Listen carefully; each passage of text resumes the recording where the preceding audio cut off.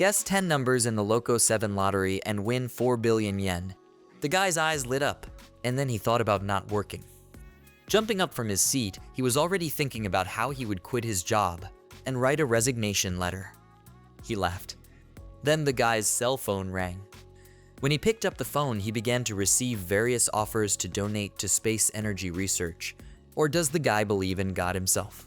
He was uncomfortable with such a call, and he wanted to stop the conversation as he heard his former classmate on the phone, who asked him to lend her some money.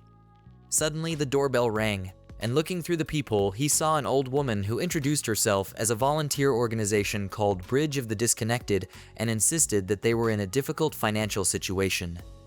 The phone was ringing with messages with 52 missed calls. Outside the door, the old lady kept asking the guy to tell her how much money he made. The guy was torn and didn't understand what kind of a classmate Tanaka was. It's that damn money. The young man called his father and told him about the whole situation. He asked if his father knew of a place where he could take shelter since it was serious. The father suggested to the lad a mansion that stands far away in the Gama Mountains, which they had inherited. The boy was happy and remembered that he had seen this mansion about 30 years ago and that it was still in good condition. His father asked him to send him 100 million. The guy generously said he would send it, but he thought he would send 500 million. It was a nice sunny day. The guy was already driving on GPS to the supposed location of the mansion. He arrived somewhere in Gama Prefecture in the middle of a forest. The guy was surprised and thought to himself that this very house had been abandoned for 30 years. Stepping inside, the floorboard creaked. The guy sped up and wanted to take a good look around. After looking around all the rooms, he was surprised that it was in good condition and cleaned. That's when some doors caught his eye. There was a strange lock on the doors, and the guy didn't understand why such a lock was needed in such a mansion. He tied a rope to the doors and started pulling with all his might to open the doors. When the doors opened, he saw an ordinary room and relaxed, thinking that there was nothing surprising in this room. A room like a room in 6 tatami. And then going inside, he was very surprised. This room was a huge tunnel that led to nowhere. The guy was confused and thought to go back. It's amazing how this works. The guy as he knew and thought that luckily he had his bag with him. He felt uneasy, wondering how he was going to get back. It didn't make sense. As he walked a bit and rounded the corner, he was shocked to see a skeleton lying there. The guy immediately had a crazy thought in his head. Whose is it? So the guy went outside. He called the police number 110, but the phone showed out of range. As he walked forward, he saw a small village and people. The guy's mind started thinking, that's where this door leads. The guy thought it was some kind of paranormal phenomenon and ran to the nearest old man for questioning. He thought they didn't speak Japanese, so he spoke to him in English and introduced himself as a guy from Japan. The old man misunderstood what he was saying, and the guy realized they were also speaking Japanese. So it's not another country, he thought in his head. They came to a house where the guy said that he came here on a tour and asked where the nearest station was. The people in the house didn't know what he was talking about. They apologized and said they didn't know what it was. People asked if the guy was from Nelson-sama. The guy didn't know what they were talking about and who was Nelson. And judging from their reaction, it was the first time they had heard the word station. He walked out of the house and fell into a stupor. Is this really Japan and not another world? He saw people discussing him amongst themselves, and the boy thought that if this was Japan, the people were underdeveloped. The young man introduced himself to Kazura in a friendly and radiant manner as a traveling merchant. And as a token of their friendship, he gave the people salt and medicine. People were shocked by such a statement, but the guy continued with the fact that he would definitely explore this world.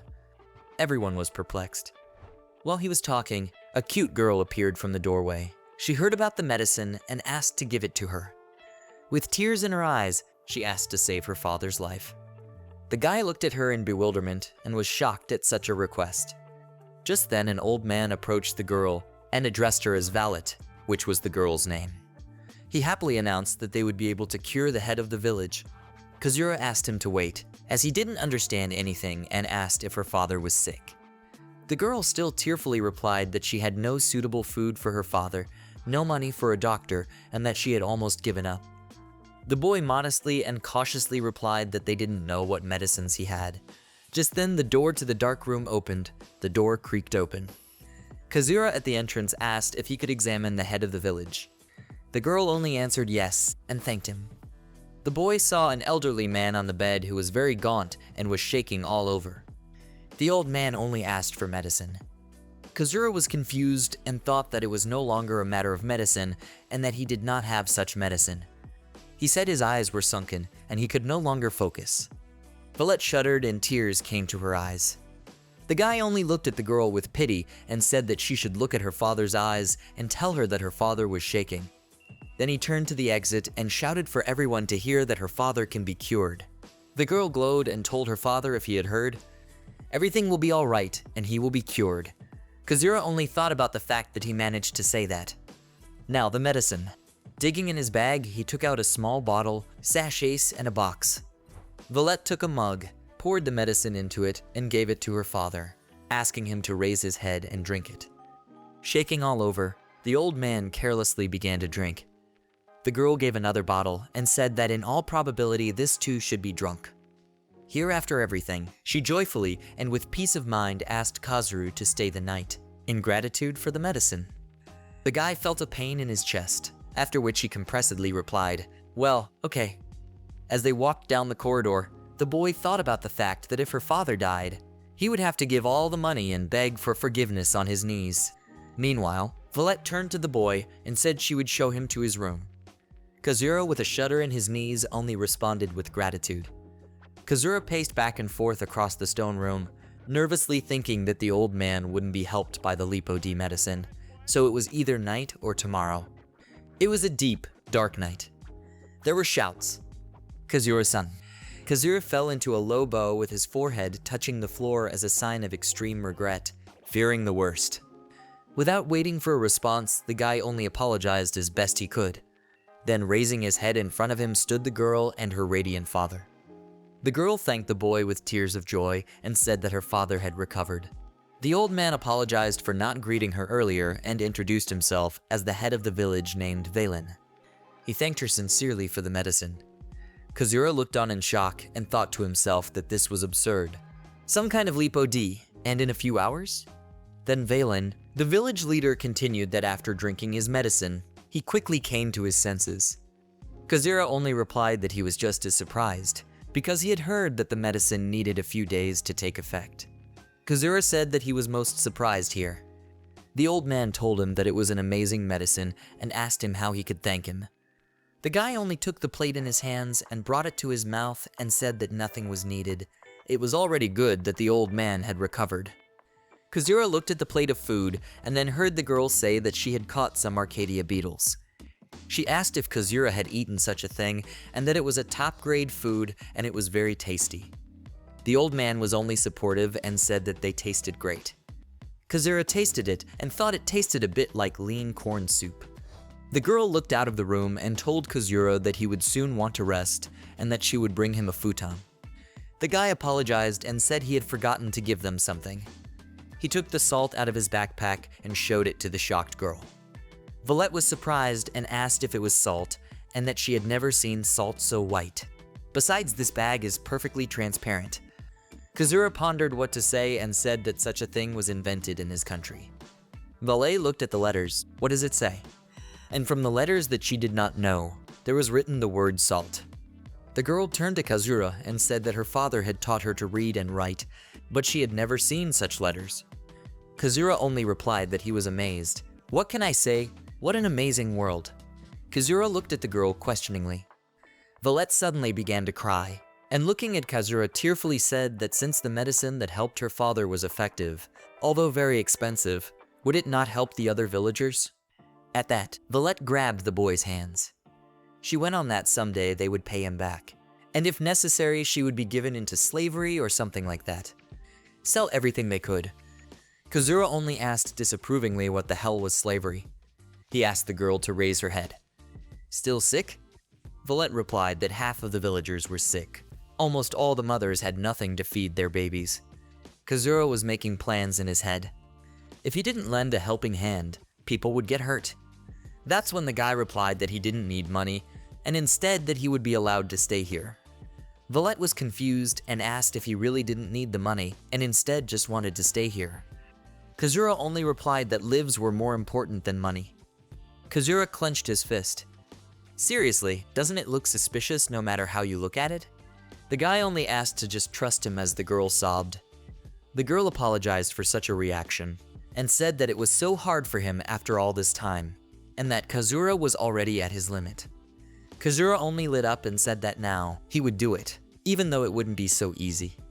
Kazura ran with all his legs through the forest, then down the corridor, past the same skeleton. Along the corridor, he ran out into his familiar world, where he got into the car and thought that to the nearest 24-hour supermarket, which is 40 kilometers away. It seems that will be a problem. There are between 50 and 100 sick people, and in any case, about half of the villagers are in serious condition. Kazura was already walking through the market with a cart and thought about what is needed. Rice and canned food besides, how much to buy milk powder? And then he thought, is there water in the village? Water 10 liters, peaches 10 cans, unwashed rice 100 kg, salt 20 kg, prunes 5 kg, baby food 10 cans, Lipo D 400 bottles. The saleswoman asked in shock, emergency supplies? It was already dark as Kazura drove the car back the other way. As expected, thought the guy that he did not have time to buy medicines, and that he will distribute them only to people in the most serious condition. The rest will somehow get by with 1 Lipo D. Then Kazura thought how to carry so much luggage to the village. What to do? The hardware store is already closed. A cart or something similar. Just around the corner, the boy saw a wooden cart on 2 wheels. Good timing, he thought, but taking it would make him look like a thief. On tubeless tires, solid. Kazura looked at the wheels. Well, nothing to be done. The case of emergency, and taking the cart, thinking that he will be forgiven. Near the house, he was already thinking about finally getting there and finished loading the cart. He had no time. Devouring the food as he walked, he told himself to hurry up and set off. Holding 2 bottles of Lipo in his handy. As he dragged the cart, it clattered and rattled violently, and the guy thought, as expected from such a cart. On leaving the corridor and walking through it, he noticed something shiny in the grass. Valette ran out and said with surprise that she couldn't believe that Kazura had come back with a cart.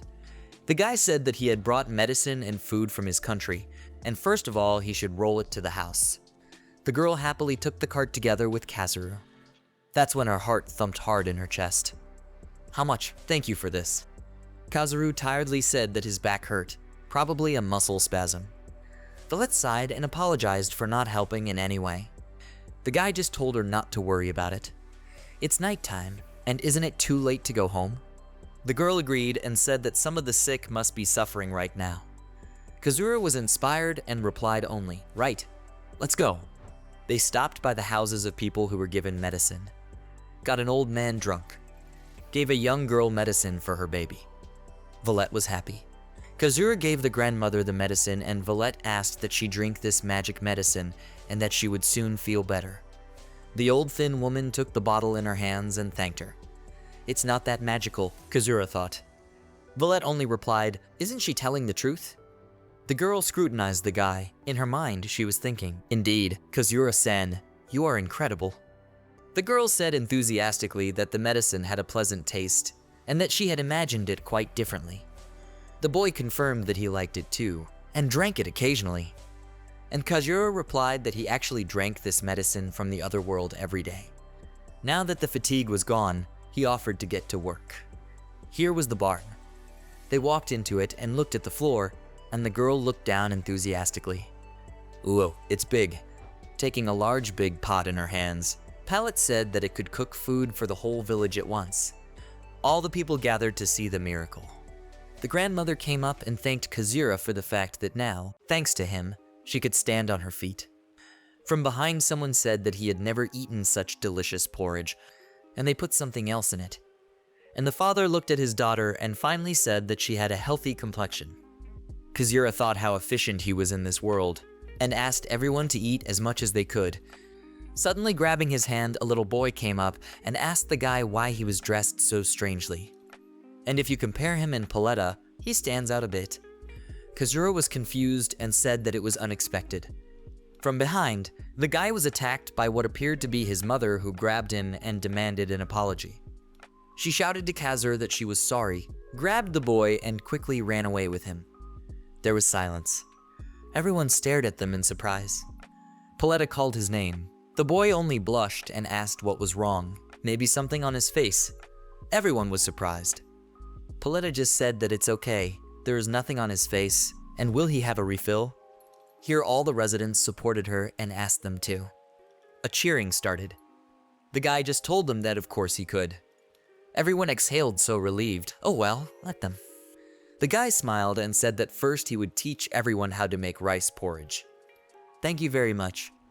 Kazura and Paletta approached a house, and the guy asked if the unoccupied houses could be used for firewood. Paletta replied that it is so difficult for the villagers. This house is empty because there is no one to return to it because of the war. The boy asked again, was there a war? Paletta looked down sadly and answered that the war was between their country, Arcadia and Balvale, and it lasted 6 years and ended 4 years ago. The war dragged on. Both girls and boys were drafted. Since Balvale was at war with other nations besides Arcadia, the neighboring countries formed an alliance. After the war, Balvale and the alliance made a truce for 8 years. And if war breaks out again at the end of the truce, Paletta can also be conscripted. Kazura was shocked. In his head, he was going over all of this, even the girls. Here the girl asked if Kazura had any suggestion. The guy was replaying in his head the course of action with the fire and clouds. And he answered her, since the long drought is harmful, he wants to cause rain. During the Second World War, people used to make it rain that way, and it should work the same way in this world. Paletta replied that they had already made an offering to Suapashor-sama, but he had not given them rain. Would it work after that? The boy replied that it could be tried, and that he didn't mind, and that he knew an old way. Everyone started to make a fire. The guy was sitting right in front of it, as someone called out to him from behind. Paletta asked to sit down next to him, to which the boy agreed. She asked Kazura if he was waiting for it to rain since he made a fire. Kazura nodded. Here he thought to himself that he said he would cause it to rain. I wonder if it would really rain. Or was that just an unconscious statement? He turned to Paletta, who was looking up at the sky with a smile. The boy pleaded with the rain to come. Paletta asked Kazuru why he came to their village. The guy looked at her and wondered why she was asking that, and replied that it was just that she was not far from his house. Paletta replied that even if he came to them by accident, she thanked him sincerely for saving so many people. Then Kazura thought about what rolled off his tongue, that it all contradicts his circumstances of being here. And why doesn't she try to find out? He just thought he shouldn't ask. Then he thought that he should talk to Paletta about the result of the rain summoning and turned to her. Then he caught a glimpse of her charming gaze, the gaze of a girl who was looking at him with a smile. Questioningly, she looked at the guy who was embarrassed and couldn't say anything to her. At that time, Kazuru had thoughts in his mind about how beautiful that girl was. And he was thinking about whether he should have said, even before they started to make it rain, that this way is not 100%. Then he said out loud that if it didn't rain, he would forgive him for his words. The girl only replied that it's okay, as they say in Suapasharu herself, a fickle character. Everyone in the village knows it. The boy asked thoughtfully about being a water god. Paletta nodded and said that even if it doesn't work after his request, it seems that the water god is not in the mood. Kazura was surprised. What do you mean even after his request? Then it suddenly rained, and so hard. People started cheering and shouting that it was raining. And how incredible Kazura is. The guy looked at the clouds and thought that it really went. Unbelievable. Paletta at the same time also looked at the sky like that and thought that God is really fickle. Next morning. On the shore, Kazura crouched down and decided to rinse a can of canned peaches. Paletta came up from behind, watching what was going on. Kazura told her that it was left over from what was distributed to the villagers, and that after cooling the jar in the river, they would have breakfast. After all, they had dragged it here for a reason. Kazura had the thought that with such a beautiful girl, breakfast will be even tastier, and mentally apologized to Valen, the village elder. The sound of water was coming. Kazura told Palette that the water was so clear and how he would like to provide water for the village. And then he added, did Palette know about the water wheel? He drew in the sand what it looked like, but Paletta said she had never heard of it. The boy thought that he would like to use the technology and tools of this world, but it would be difficult for an uninformed person to do so. Paletta was happy to say that no matter how difficult it was, they would manage somehow. Kazura smiled and said that everything was fine and that he would bring it from his country. The peaches had just cooled. The boy handed them to Paletta and told her to take half. The girl said she couldn't take them before him, but Kazura insisted. The girl thanked him. After tasting a peach, it was as if it hit her, and she said how sweet they were, and that it was her first time tasting something so delicious. Kazura was pleased and gave her his portion of peaches, urging her to eat them. The girl was embarrassed and fidgeted and said she couldn't do that. The boy was embarrassed, but insisted, saying it was her reward for everything. Paletta surrendered and thanked him for the treat.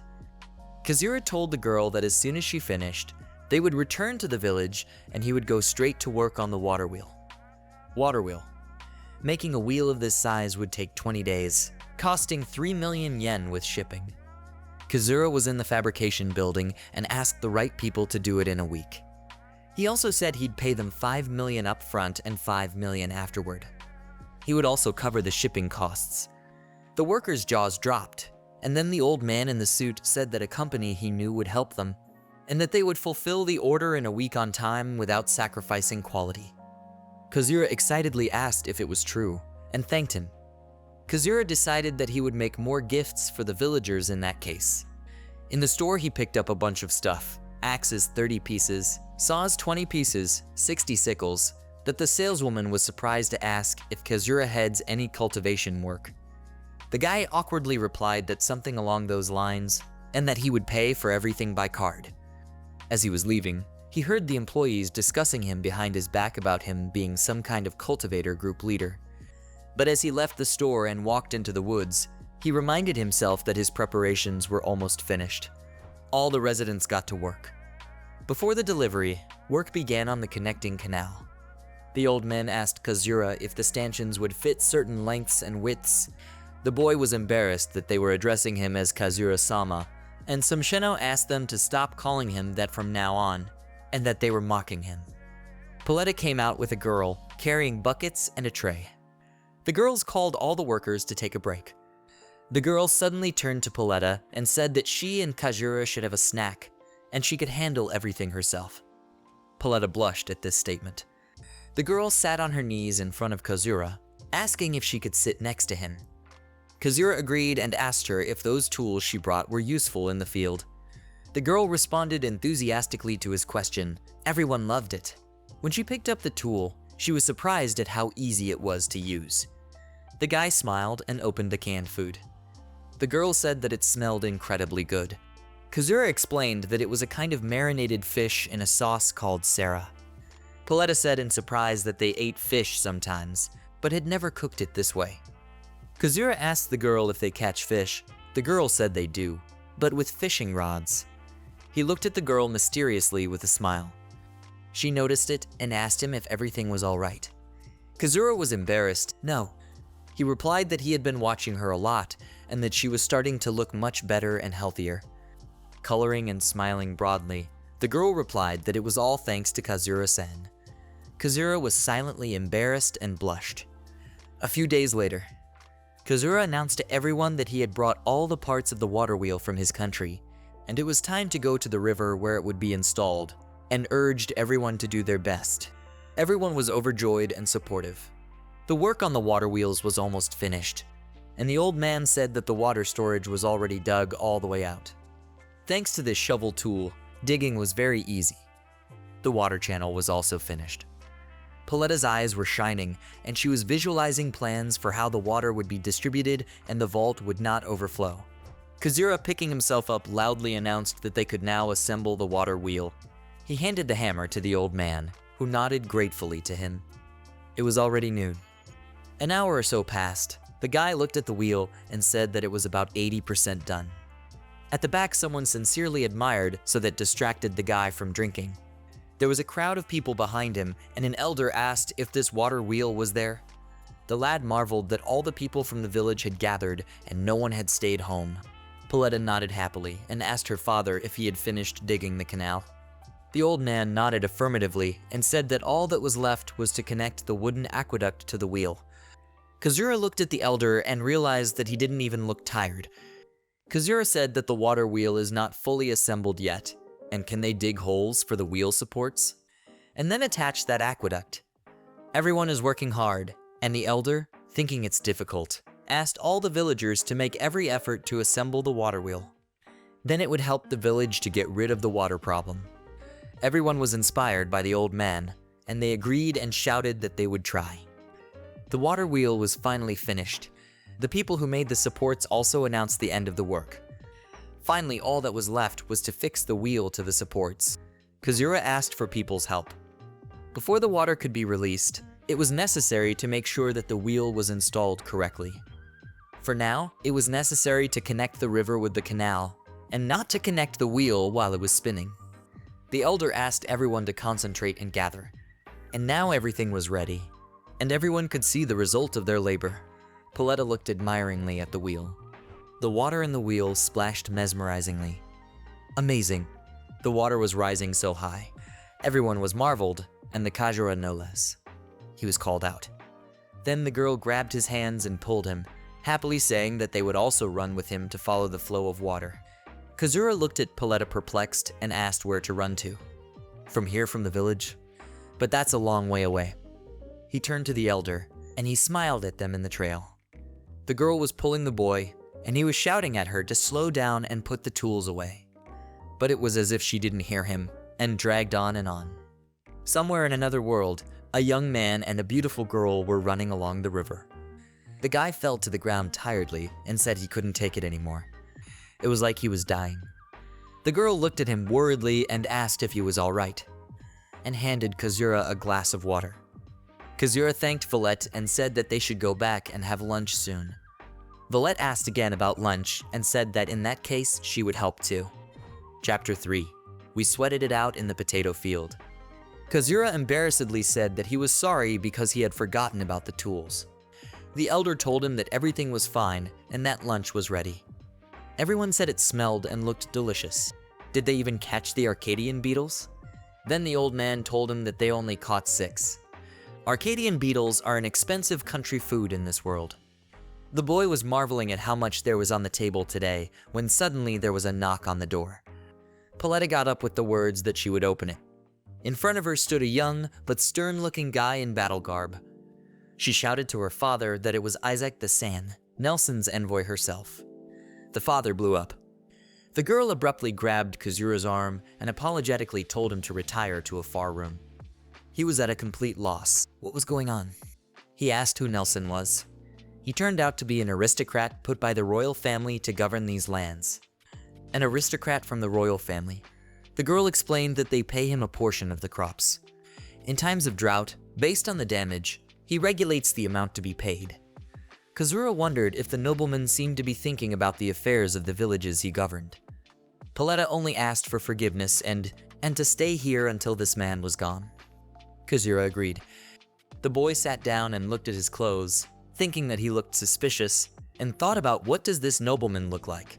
It was a dark night. Someone knocked on the door of the building and said he was back from Grycia. It was Isaac. A stern-looking man with papers in his hands let him in. The door opened, and the guy went inside to apologize. The situation in the Grycia was not what Nelson thought it was himself. Isaac held out the paper and put it on the table. Moreover, Isaac said there was nothing to worry about.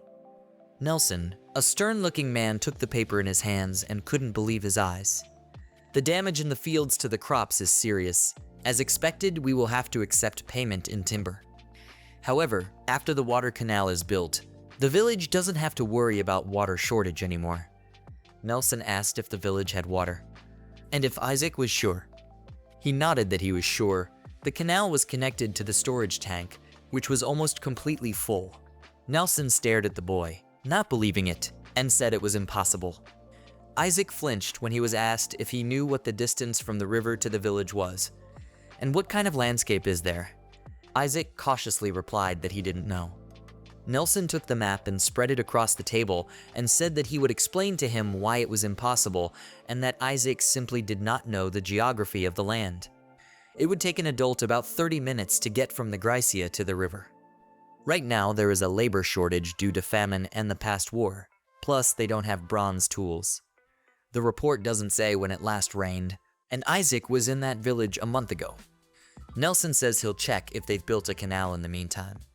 But he also pointed out on the map that the river is too low to feed the canal with water. If you join the canal upstream, there would be hills in the way. Isaac, perplexed, only asked, but then where would this water come from? Nelson said that this is possible if the canal bypasses the hills. But that's not realistic. Isaac bowed low and asked to be forgiven for not knowing the source of the water. Nelson took all the papers and asked him not to worry and that the water was good news. Nelson then asked Isaac how he was doing with Risa. The boy blushed and started to deny it, saying that it was nothing like that. Nelson just grinned and said that with that attitude his daughter wouldn't even look at Isaac. It was a nice sunny day. Kazura asked Paletta, every 2-3 months they send them taxes. Isn't that a lot for them? Paletta smiled and said it's not. Nelson is the one who sets the amount of taxes herself, taking care of them, and actively helps solve the village's problems. The boy was surprised and said he must be a good lord. The girl replied that since tax receipts have fallen at this time, they would like to support Nelson herself by paying more. Paletta also said that he probably didn't have enough money to pay the tax to the royal family. 210 THS of the field is potatoes. Except for this part, the drought has destroyed the rest. 210, huh? The guy asked what kind of fertilizer they use, but the girl looked at him surprised and asked again, what is fertilizer? Paletta answered that it's a kind of spell for a good harvest. They scatter the crushed bones of the kafuku they hunt and ask the god for a bountiful harvest. Kazuru only asked if there was anything else. Paletta thought for a moment and said perhaps they should scatter meat. The meat would be better, wouldn't it? The boy replied that to grow good crops, one must first make the soil healthy. The girl asked about the soil in surprise. Kazura tried to explain more clearly that they would fertilize the soil with forest humus formed from rotting leaves. God would be delighted as the soil would become healthier. The old man and Paletta exclaimed enthusiastically. That's it! The elder suggested that they collect more of this humus together. The villagers opened their mouths in admiration over the guy who started digging the ground. It flashed through Kazura's mind that he looked terrible now. He showed the plant and explained that it was humus. Kazura asked the villagers to gather the plant and mix it with the soil and scatter it over the field. God would make the land more fertile and the harvest would increase. The people turned to each other to discuss whether this was true, and everyone believed him. After all, it was Kazura himself. Kazura turned to Valette and said that he would return back to his country, finding a fertilizer cart, and asked for a message. Valette nodded and escorted him with a look as he left. Just then, children appeared from the bushes. A girl and a boy were stealthily sneaking behind Kazura. The girl turned to the boy and said that this was a bad idea. Hadn't they been told not to follow him? The boy named Colts told her not to worry. They were far away from him. They whispered that Kazura had already gone into the woods. They ran merrily in his footsteps, but the boy had disappeared. The girl told her brother that Kazura himself is Gracier himself, otherwise he wouldn't have disappeared, to which the boy answered her that Kazura looks like a normal older brother, and then asked her sister Mirror if she thought so herself. The girl only took her brother's hand and insisted on going back. Kazura, without noticing any tail behind him, visited the agricultural store. He knew that the shopping list is impressive. And there's fertilizer for potatoes, and that's better. He'd choose the one that would work best for him. And this other one stinks. He wondered how many different kinds there were. After a bit of thought, he said he'd take it all, take whatever they had. The vendor, shocked, replied that it would then be over 400 kg. For potatoes for every 4 ara, only 30 kg is needed, and asked with the assumption that the guy is a novice agro cultivator. Kazura smiled and asked to rent a truck and said he needed help with loading. He also needed a cart. The workers were shocked but listened. At the house, Kazura was checking out the cart, which was very sturdy and comfortable, but very expensive. He remembered the barn he had driven past. he wrote a note saying to take vegetables and that he had taken 2 tomatoes. Joyfully, he ate the tomato, saying that it was a real master. What a sweet fruit.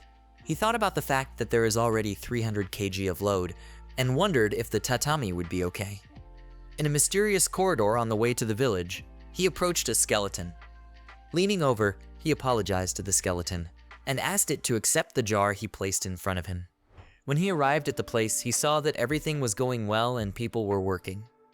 Paletta greeted him and asked him if he had fertilizer and said that they should be spread on the field like humus, noting also that he had a strange odor. She also asked how it was read. The fellow said that it reads like woad, and that in his country it is made from the droppings of a bird, which they call chicken. Paletta interjected about spreading it on the field. Kazura tried to reassure her that the god would use everything, both humus and bird droppings, to make the soil more fertile. The girl looked at Kazura a little confused and said that if that was true, thank him so much for his help. Kazuru waved off, saying that it was in gratitude for being accepted in the village. Everyone, including the villagers, were working in the field spreading bags of fertilizer. The girl's hands were completely in the ground and the boy's back was already sore. Paletta wiped the sweat from her forehead and exhaled tiredly. It was just as hot outside. Here the Kazura happily asked if the field was the last one. He said that the remaining fertilizer would not be enough and he would bring more from his country. All the villagers thanked the boy. The old man wiped his face on his dirty shirt and said that the fertilizer certainly didn't smell good. Kazura said it did. And so he took something else out of the box. At home, Paletta changed her work uniform into a loose house dress. Kazura held out a soap in her hands, and the girl told him that she had seen a soap in the city, but it was hard, and this was soft. The guy said that this soap is from his country, and it is different. After washing with it, you smell nicer than after a normal bath. A girl was sitting on a couch in an anteroom on the street. She washed herself with the soap that Kazura had given her, and indeed, she noticed how well it lathers and how pleasantly it smells. Afterward, she rinsed herself with water from the bucket. In her mind, she remembered everything Kazura had done for them, how he had helped with fertilizer, dug the soil, given her soap. The enchanted girl pressed the piece of soap to her and smiled with a blush. It was already getting dark in the courtyard. Washing with soap is really not bad. After the shower, Paletta, wiping her face with a towel, happily declared that she felt invigorated. Kazura was also sitting in clean clothes, saying that the soap was really good. It was different from just water. And then an idea came to his mind. Maybe we could build a big bath for everyone. A public village bath. The girl asked if it was a reservoir bath, one that could hold a lot of water, and if they had one, everyone would rejoice. The old man thought that, but a bath is a luxury item that only the nobles have, and they can't build it without permission. Kazura sighed and immediately thought, is installing a water wheel really such a bad idea?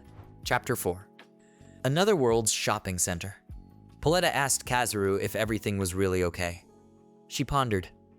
Kazuru replied that it would be bad if Nelson herself found out about the appearance of the water wheel. After all, the villagers would not be able to make it themselves.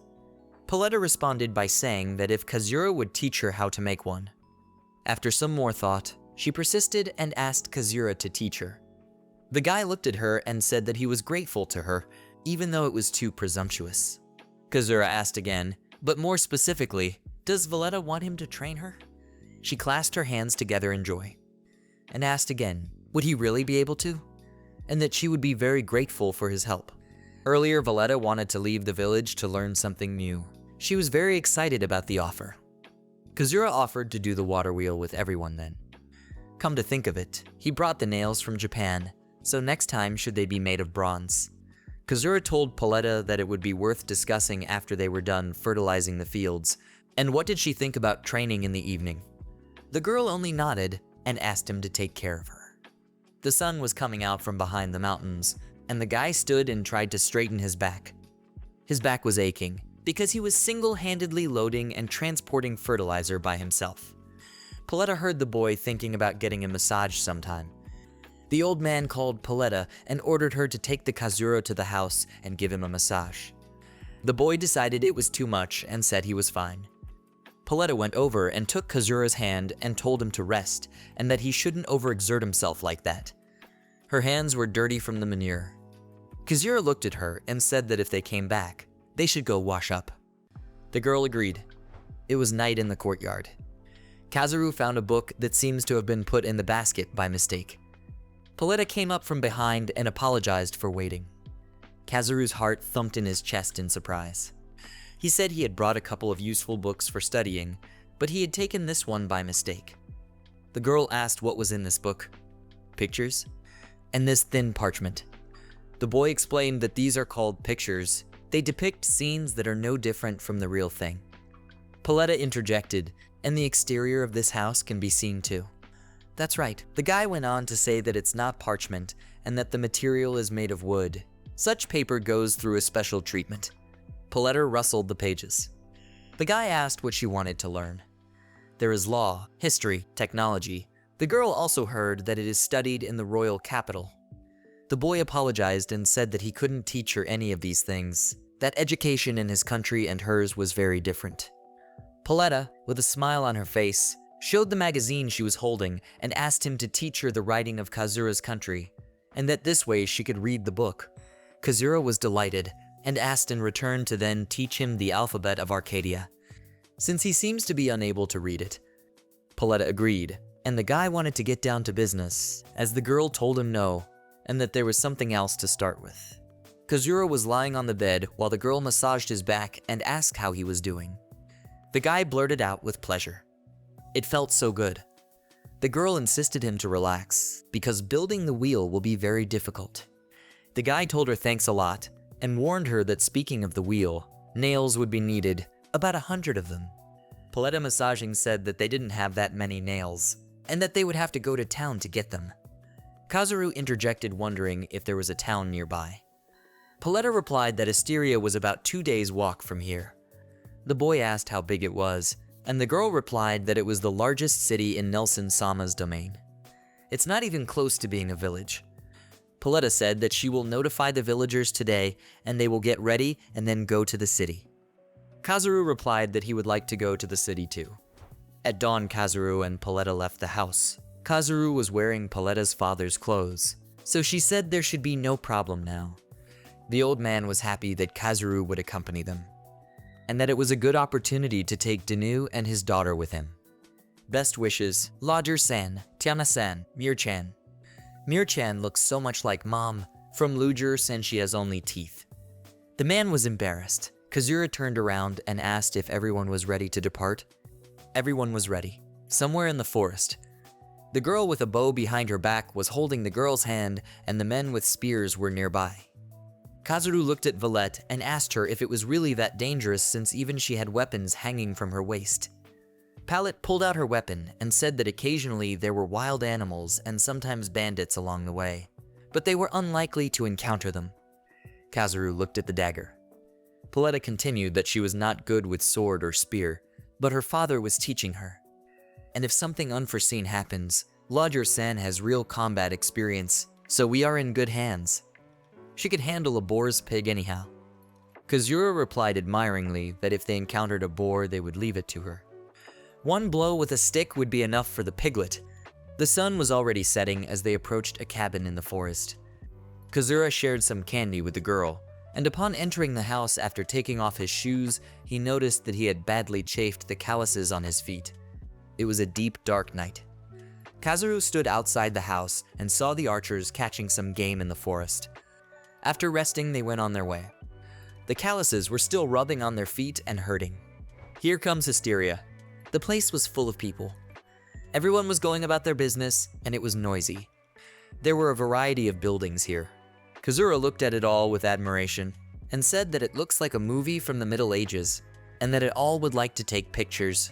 Around the entire city walls are being built, and they began to build them before the war. They walked down the streets with the merchandise shops.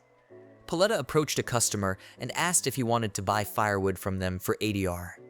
The man replied that it was expensive, though the wood was good, but not more than 50R. Without thinking long, the girl immediately turned around and told Kazur that they were leaving. The man immediately began to stop her, saying that she was good at trading. He offered her 55R. Paletta only replied that it was too cheap, and she could only reduce to 70R. 60, no 62R.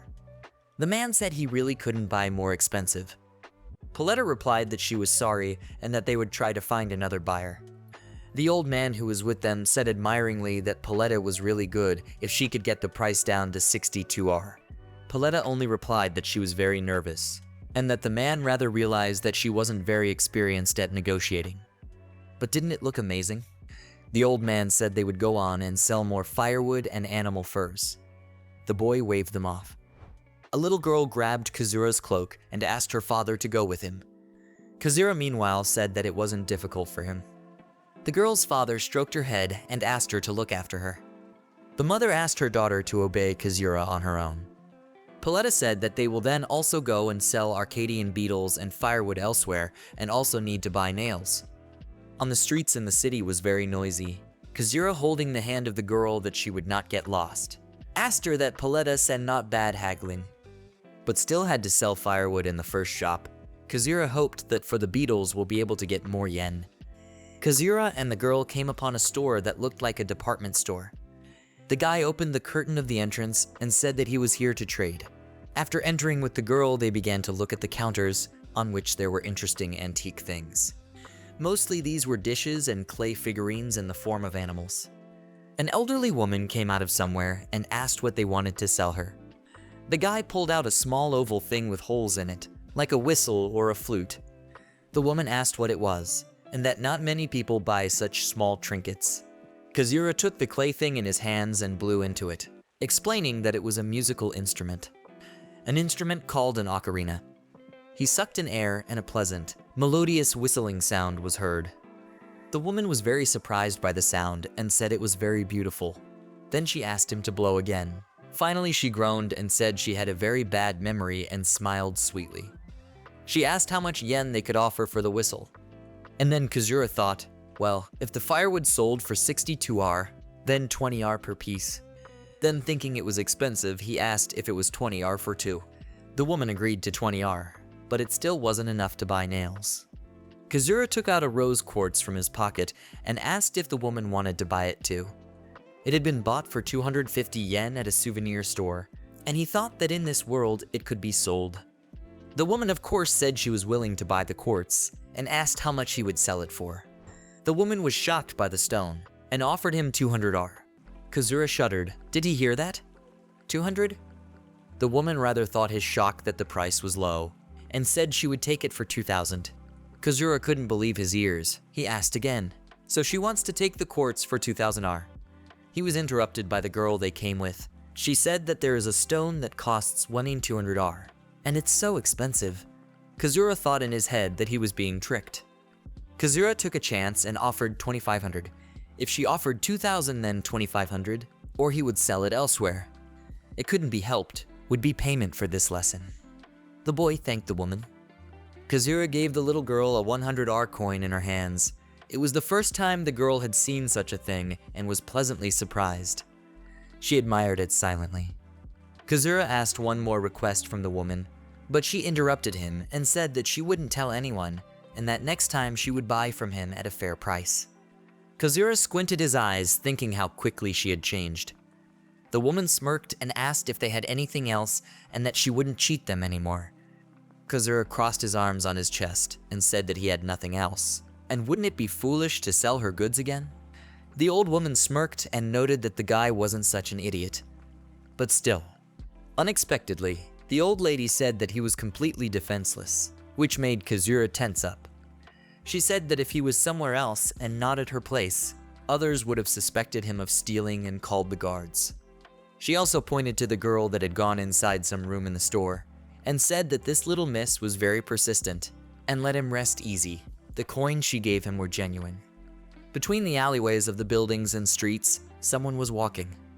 Tapping her heels on the pavement appeared a girl that was beautifully dressed in a lush garment. Her hair was graceful and long, and on her arm was a bright bracelet. The girl was walking somewhere, and then she addressed the maid saying that she resented the stubbornness of a certain scum, and that she was not going to think of marrying that peddler.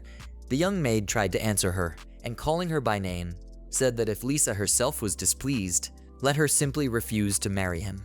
Lisa herself turned to the maid and said that then everyone might think that she was partial to Isaac herself, and there would be rumors. And so her father wants to marry her off to him, and silly merchants give her gifts. Anyway, Lisa's tired today, so she says she'll sell the gifts and buy something. Then someone appeared on the path, followed by someone who said he was sorry. This stranger was Kazura, who collided with the girl and fell to the ground. Saying that he was hurt, he tried to come to his senses. Lisa grabbed her head and said she was sorry and that the maid just wasn't looking around. She apologized for her maid and asked if he was okay.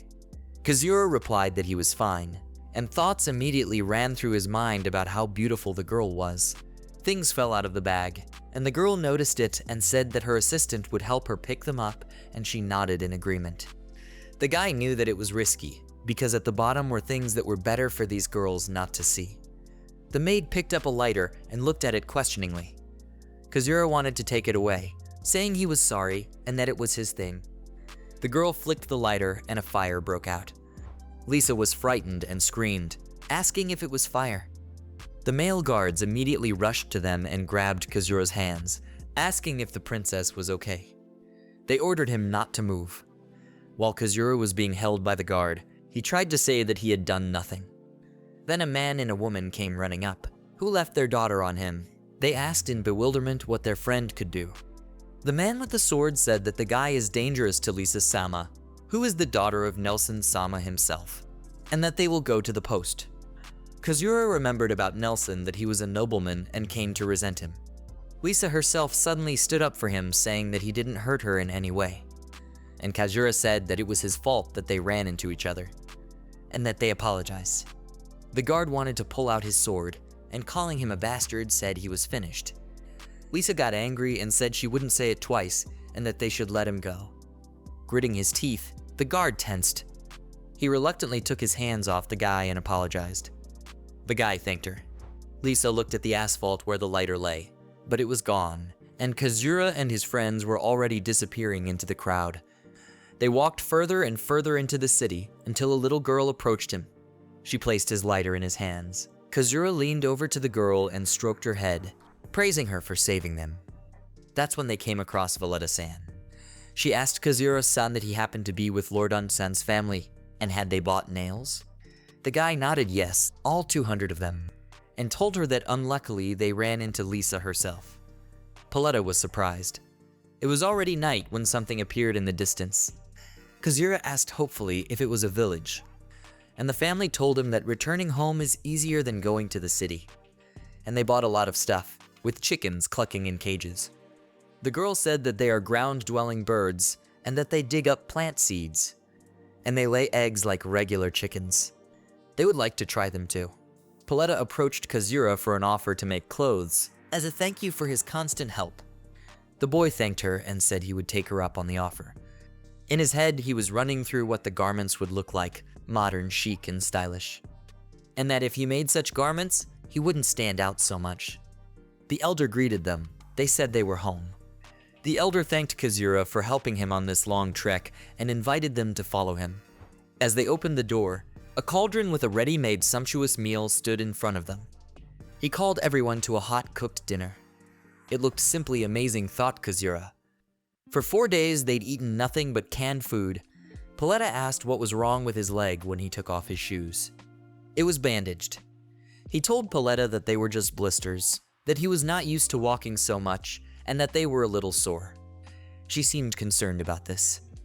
Then, as if on the spur of the moment, she offered Kazura to wash his feet. He refused and said he would wash them himself, and urged her to rest, but she persisted and sat him down, asking if he was tired after such a long journey. She touched his leg. In the warm water, Paletta gently washed his leg before asking for medicine and bandages. Kazura kept trying to get her to do it herself, but she insisted, saying she would do it herself. Everyone looked at such a thing with admiration. And the guy was shocked, and thought what kind of game she had. After more talking, Paletta turned to the appetizing food and said it was time to eat. Kazura looked at the fish and said to everyone have a good appetite. As he took a bite of the fish, he thought how moderately salted it was. It was delicious. Then an elder came up to them and asked if they had enjoyed their journey to Istria. Kazura said admiringly that he had enjoyed it very much. Everyone was glad. Toth said that it was very impressive and unusual. There was some talk among everyone that thanks to Kazura they were able to catch an Almer. He appeared when they were on watch while resting in the hut. It was as if they weren't surprised, and said it was all they expected from him. And then they sold the skin in town and made money for the village.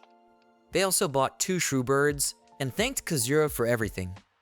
The boy was embarrassed, raising his hands in front of him, and said that he didn't need to be thanked, because he had brought trouble to the village. The elder looked at him questioningly, not knowing what he meant. Then he said that he had met Lisa himself. She is gentle with the commoners, and the rumors about her were not false. Lisa, the daughter of a noble family of Hysteria, and she is popular with the men. It's no wonder a beauty like her would be sought after. Though young, she's good with both spear and sword. Kazura smilingly replied that she was a very good person, and then the girl interrupted him. She told everyone that Kazura sold the stone for as much as 2,500 R. Everyone was shocked. For how much? Kazura decided to tell everything as it was, and at the end he said that this is the deal he made.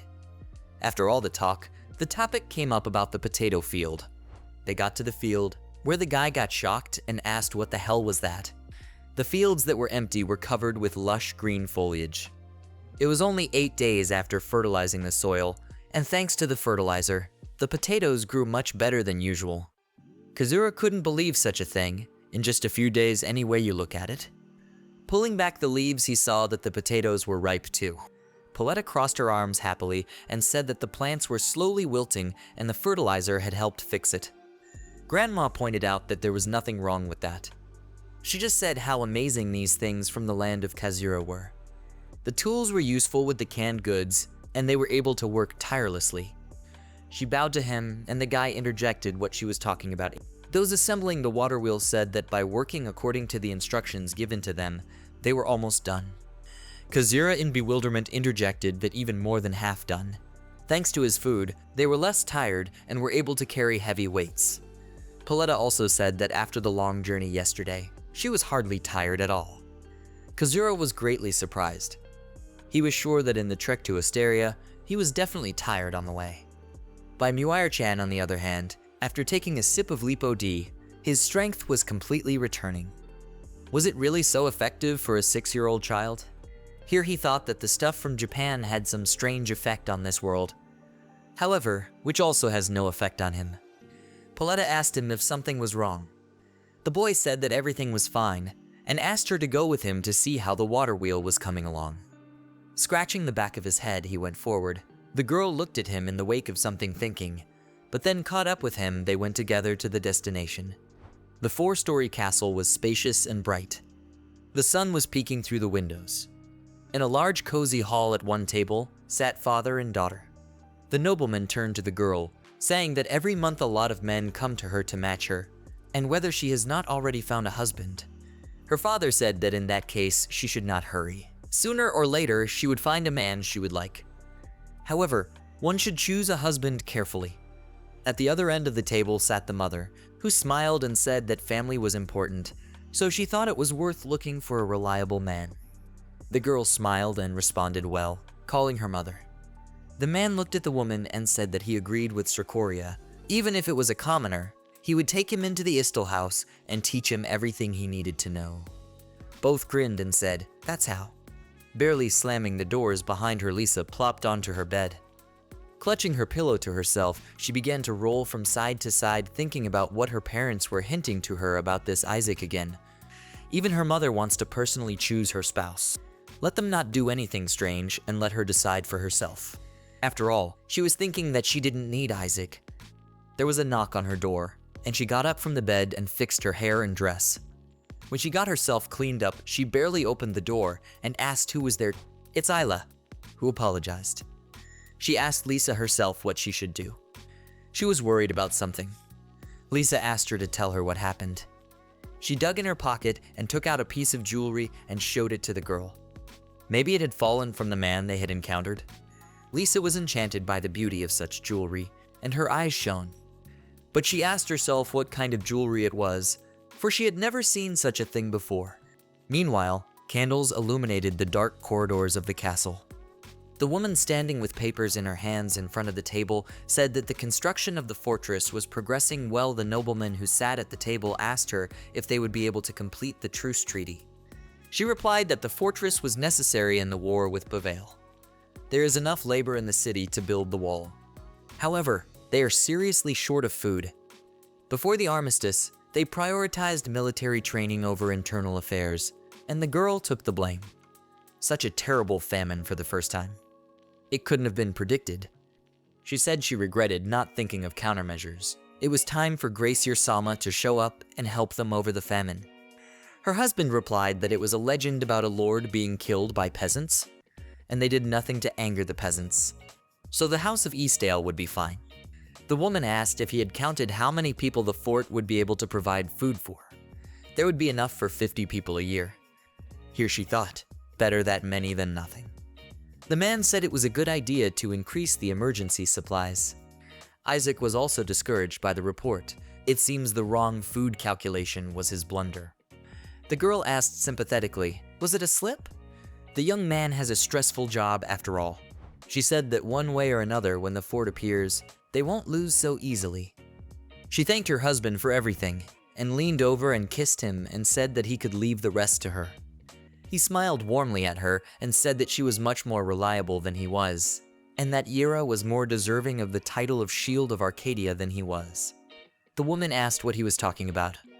She couldn't handle all the internal politics, military affairs, and diplomacy alone. Foreign policy alone cannot build a state. So the title belongs to him. She held a paper in her hands and asked if these were the notes with the instructions, and that he was the one who sent Isaac to check out the Gracia. Isn't that the village Gracia? Meanwhile, Lisa stood pondering and the maid was trying to ask her something. Shocked, Lisa assumed again, is it that man's jewelry? And on the other side of the castle was a woman, mysteriously turned to the candle. She thought of someday Gracier herself will return. A premonition of one whom many have already met. A fragrant tea was prepared in the house. Pouring from a glass teapot into a mug, the girl tasted the mysterious beverage. So this is herbal tea, she said to Kazura. It's so delicious. It's amazing that you can get such a good smell from plain water. Kazura said he was glad it matched Valette's tastes. Valette looked in a book from Kazura's country and saw that these plants were there. Kazura thought for a moment, right, there is no such plant here. Tea doesn't grow here. In the store where he bought up almost everything, he was of course remembered. Confused, he approached the shopkeeper, who called him by name and asked him what he was looking for this time. He replied that he needed herb seeds, currently herb seedlings. Now he wanted to experiment with herbs, and wondered what would happen when he brought fertilizer and herbs to this country. Then the seller asked if Kazura would like to buy a large quantity again, like last time. Kazura replied that 2 or 3 pots would be enough for him. Then he decided that he would buy some more souvenirs. Kazura was standing near the mysterious corridor and digging a hole, saying that it really hurt his back after doing that. He regretted not doing it earlier and put the skeleton into the hole, then buried it. Apologizing to him that there was no headstone, he put a bottle of drink next to it and put a candle in it. Somewhere in the trees a voice said that it was worth going back to the village, and that someone was already a little late. The sounds came from somewhere in the bushes. The boy looked out and said that just as he thought he had come out of the woods. Is he a sinless man? The boy remembered what his parents had said, that if the identity of Kazura-sama became known, he would disappear from the village and never come back, and he really hadn't seen it happen. And he wanted to find out for himself. Well, he's sure it's just a story passed down in the villages, back when Arcadia wasn't so big. This area was hit by a great famine from a long drought, when all available food was looted by the Lord and the villages were left devastated. A man dressed in unusual clothing appeared. People from the surrounding villages rushed to the village looking for salvation.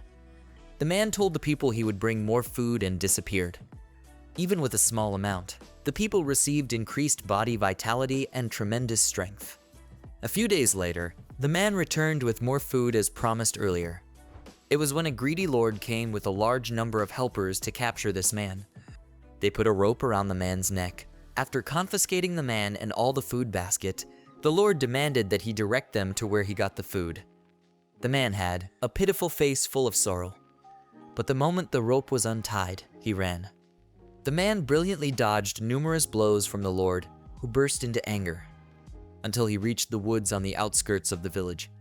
Suddenly, he disappeared like a mist, and after that he never appeared again. Later, the Lord and his servants were bedridden, dying of illness.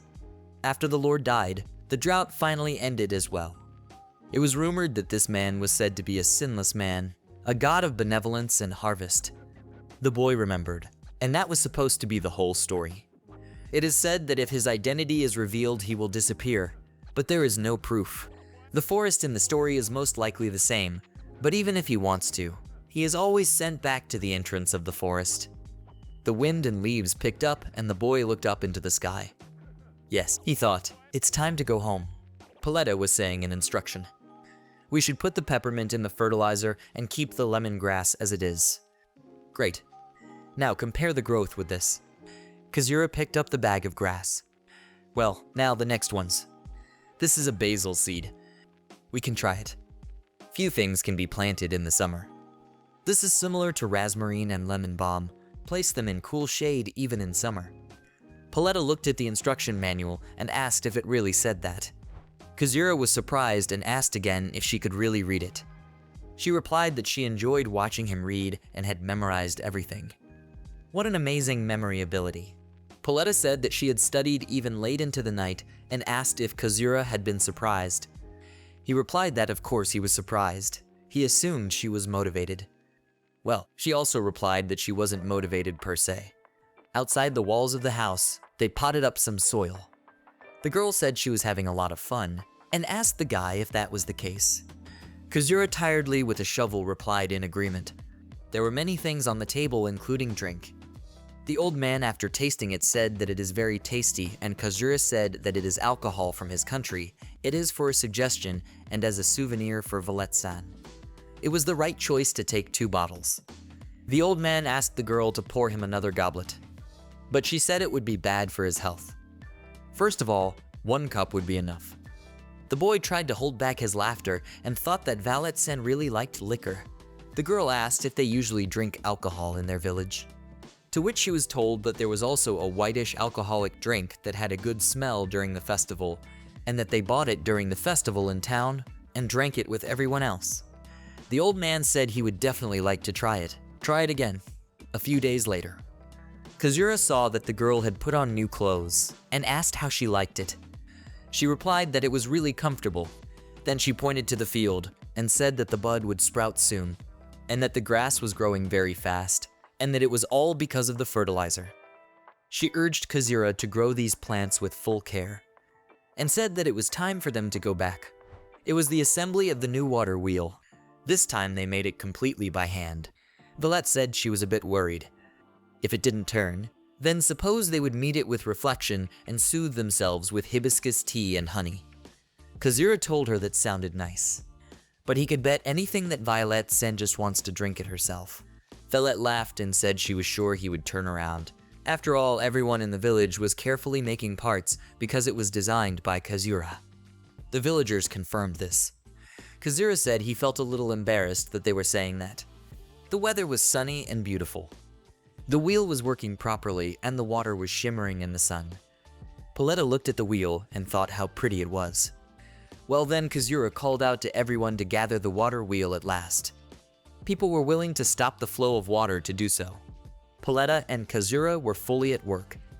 Kazura held out a towel to Paletta and said that they needed to dry the wheel so it wouldn't be wet, as it would be dangerous to work with it. The sunlight should help dry the residue even if they rub it a little. You need to spin it after a while so that it dries evenly. The boy looked at Paletta and said that even a drought could be an ally, and the girl agreed. Life had returned to the village since Kazura's son had come. Also, the girl thought about whether it was true that he could be sinless. The girl pondered the fact that Kazura-san's defense was genuine, but there was a sense of otherness compared to the image of God she had in her head.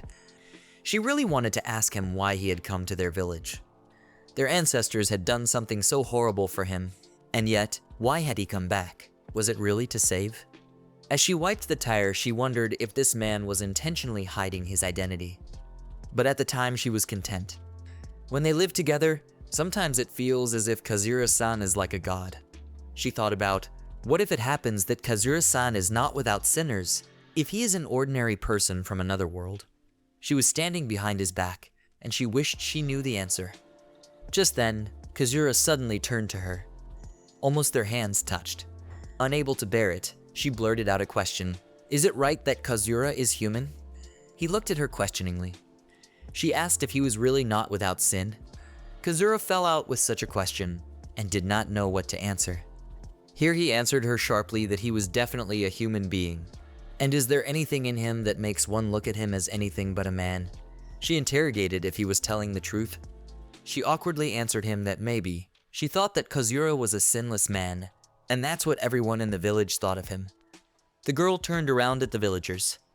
The guy fell into a stupor and tried to digest all the information. He also said that he had heard about the story of Subsir-sama. It is a benevolent god who controls the harvest, so he was the source of life, the importance of water. This is an absolutely amazing misunderstanding. Paletta regretted that it all sounded like a legend from the village. The boy asked her what she was talking about. She replied that it was the story where Kazura-sen is that man. The guy turned his head and said that he can't live like that for long, and that he has to resolve this misunderstanding with everyone soon. The girl asked that Kazura-san should act the same way as before as he always did. The girl said that this is because everyone thinks Kazura-san is a god, and she wants to try to hide the fact that Kazura-san exists and continue to follow the same passage of the legend.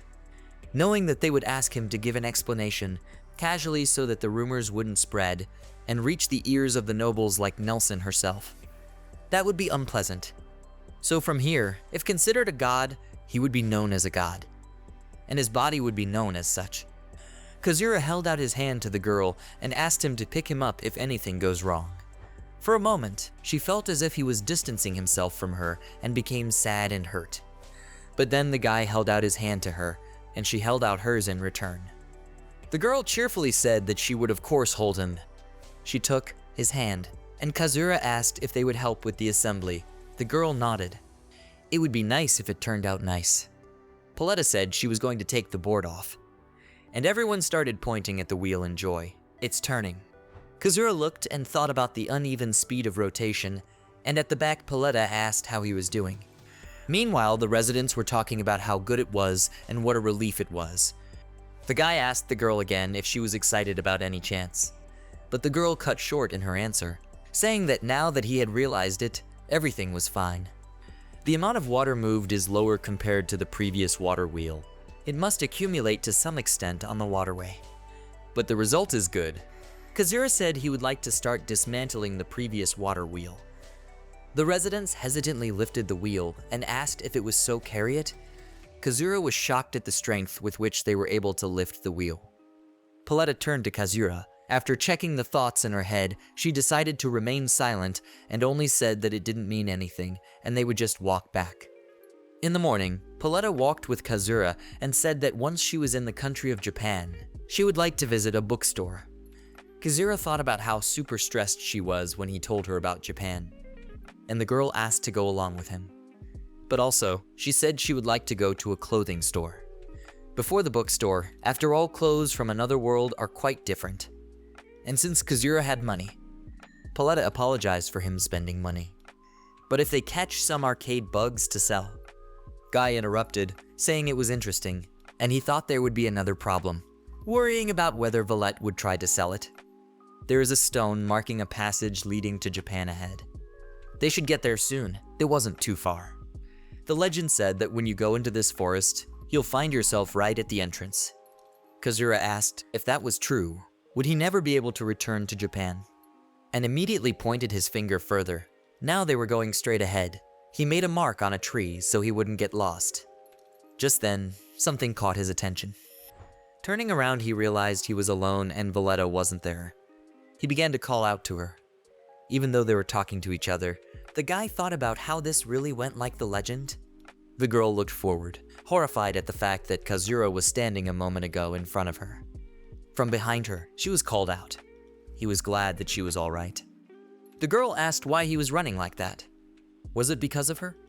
He said he didn't understand what had happened either.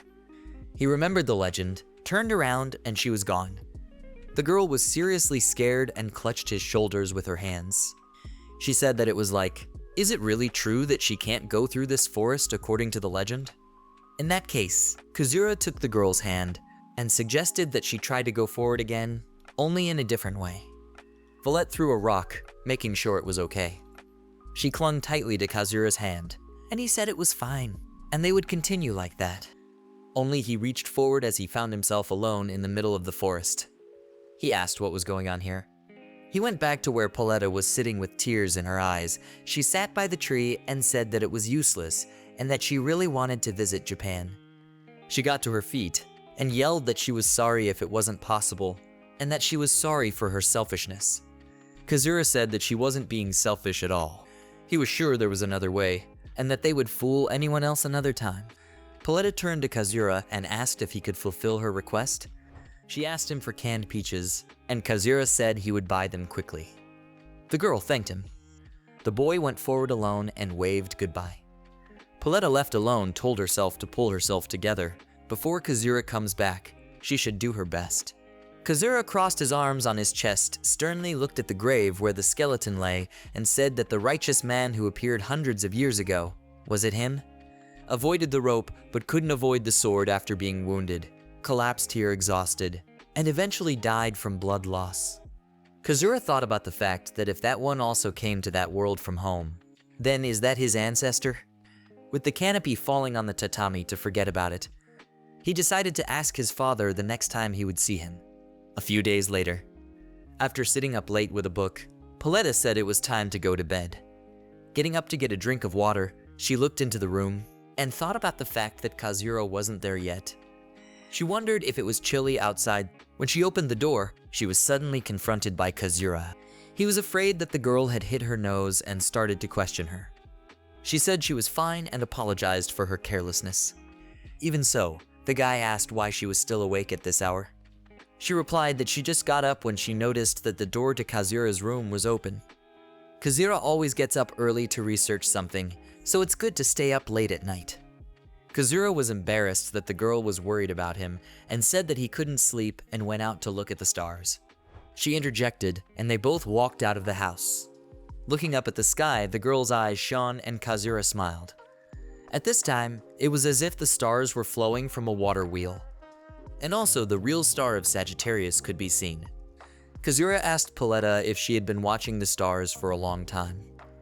Kazura said that this is the first time he sees such a starry sky in this world because the night sky in Japan is polluted and can't be seen. The girl interjected, "Dirty sky." The guy said the sky is clouded by gases rising from the city, so it's nice to look at a clear sky. The girl thought about, does this starry sky make Kazura happier? Then Kazura said that he loves it much more than in Japan. The girl replied that in that case, let him stay here. It would be nice if he could stay and live here forever, which she hoped he would. She turned to the guy, who was visibly a bit surprised by all this. She said he could see the starry sky here every night, after all the air here is clean. Kazura smiled and said that a good environment is a luxury from his point of view. He looked at the sky and thought, stay here forever. That doesn't sound bad. In the morning, Kazura and Palette went to the chicken coop. The guy told the chickens to eat a lot and lay a lot of eggs. And if possible, fertilized eggs. They mixed feed bought in Japan. Kazura and Pauletta hoped that with the breeding of root crops, the birds would become a new source of income for the settlement and would have to learn about poultry as well. He told Pauletta that the progress is enormous. It may be beyond mere comprehension. Kazura promised to buy a specialized book on agriculture next time. As they approached the house, they saw the residents trying to reach Elder Valen. They called out to him. They looked out from around the corner as the others noticed them. The girl turned to everyone and asked what was wrong. They were told that the Asterian army was heading this way and that there were about 100 of them. Everyone was in a panic. Kazura hid behind the door and said he would lock himself in his room. Everyone shouted to the chief that it must be Nelson's army to capture Kazura himself. They were afraid it would be the same as in the legend. If that's the case, the people asked for the arsenal vault to be opened. The elder shouted, "Do they really plan to point the blade at Nelson Sama's army? They would die from such foolish thoughts," and said that the righteous Sama had saved them despite their past sins, and they could not be forgiven. This time they will not repeat the mistakes of the past. If they retaliate militarily, the villagers will be turned into slaves. Violet spoke up and said that indeed, if anything, Nelson's army was itself hostile, and that they would take up arms. The elder was surprised at her statement. Everyone thought that they would have to fight, but that was only as a last resort. There was no need to fight an army to protect a righteous man. The girl said that there are other options before resorting to fighting and that they don't even know what they want. The villager said that he heard that they would be arriving in the village within 15 minutes and that the head of the village should meet with them. Paletta was surprised that they are telling about arriving in the village early. The purpose is to capture Kazura-san. Rather than worrying unnecessarily about the army, it would be better to calmly get an explanation from them. But before that, we should finish the remaining work. Paletta went into Kazura's room. He was packing his things and said that he would return to Japan soon. He asked what was the purpose of the army coming. At least, it seems that Kazura is not the purpose. They might just be an expeditionary group. The guy said it looks like he might be able to return to the village soon. He had already imagined that incident with Lisa might have been the reason for the visit, and was glad it probably wasn't. Everyone would have to be careful that the farming tools he'd given them wouldn't be discovered. Paletta said it was fine, and that they were hidden under the floors.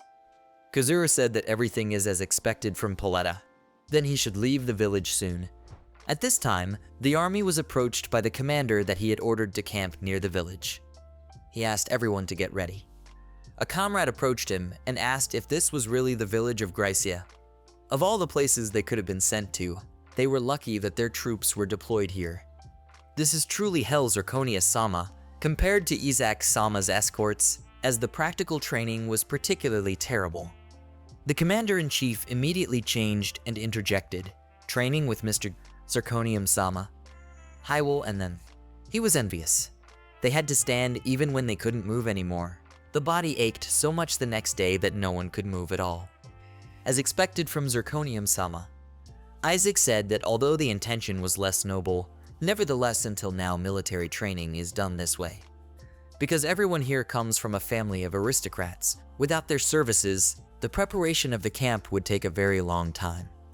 He wondered if they would be able to do everything before the end of the day. Anyway, he was going to visit the village, and left his comrade in command here in his place. The latter asked if it was a good idea to use the waterway to resupply. Paletta and the elder came out to meet Isaac.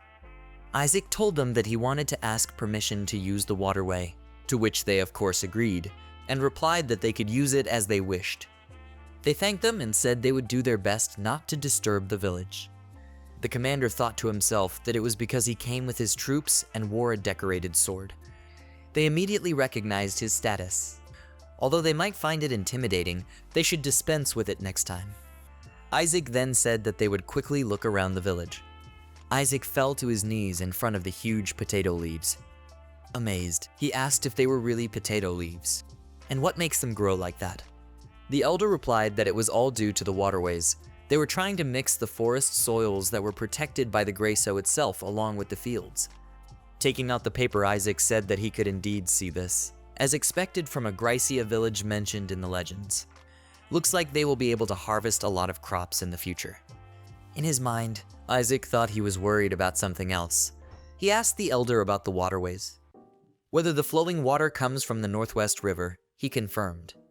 Isaac replied that this river has a lower elevation than the village and that it is impossible to conduct waterways, since the elder pointed to his daughter and said that frankly everything is thanks to her. They pull the water out of the river with a tool called a water wheel and keep it moving along the waterway. Because of the waterway, they are able to direct the water where it needs to go.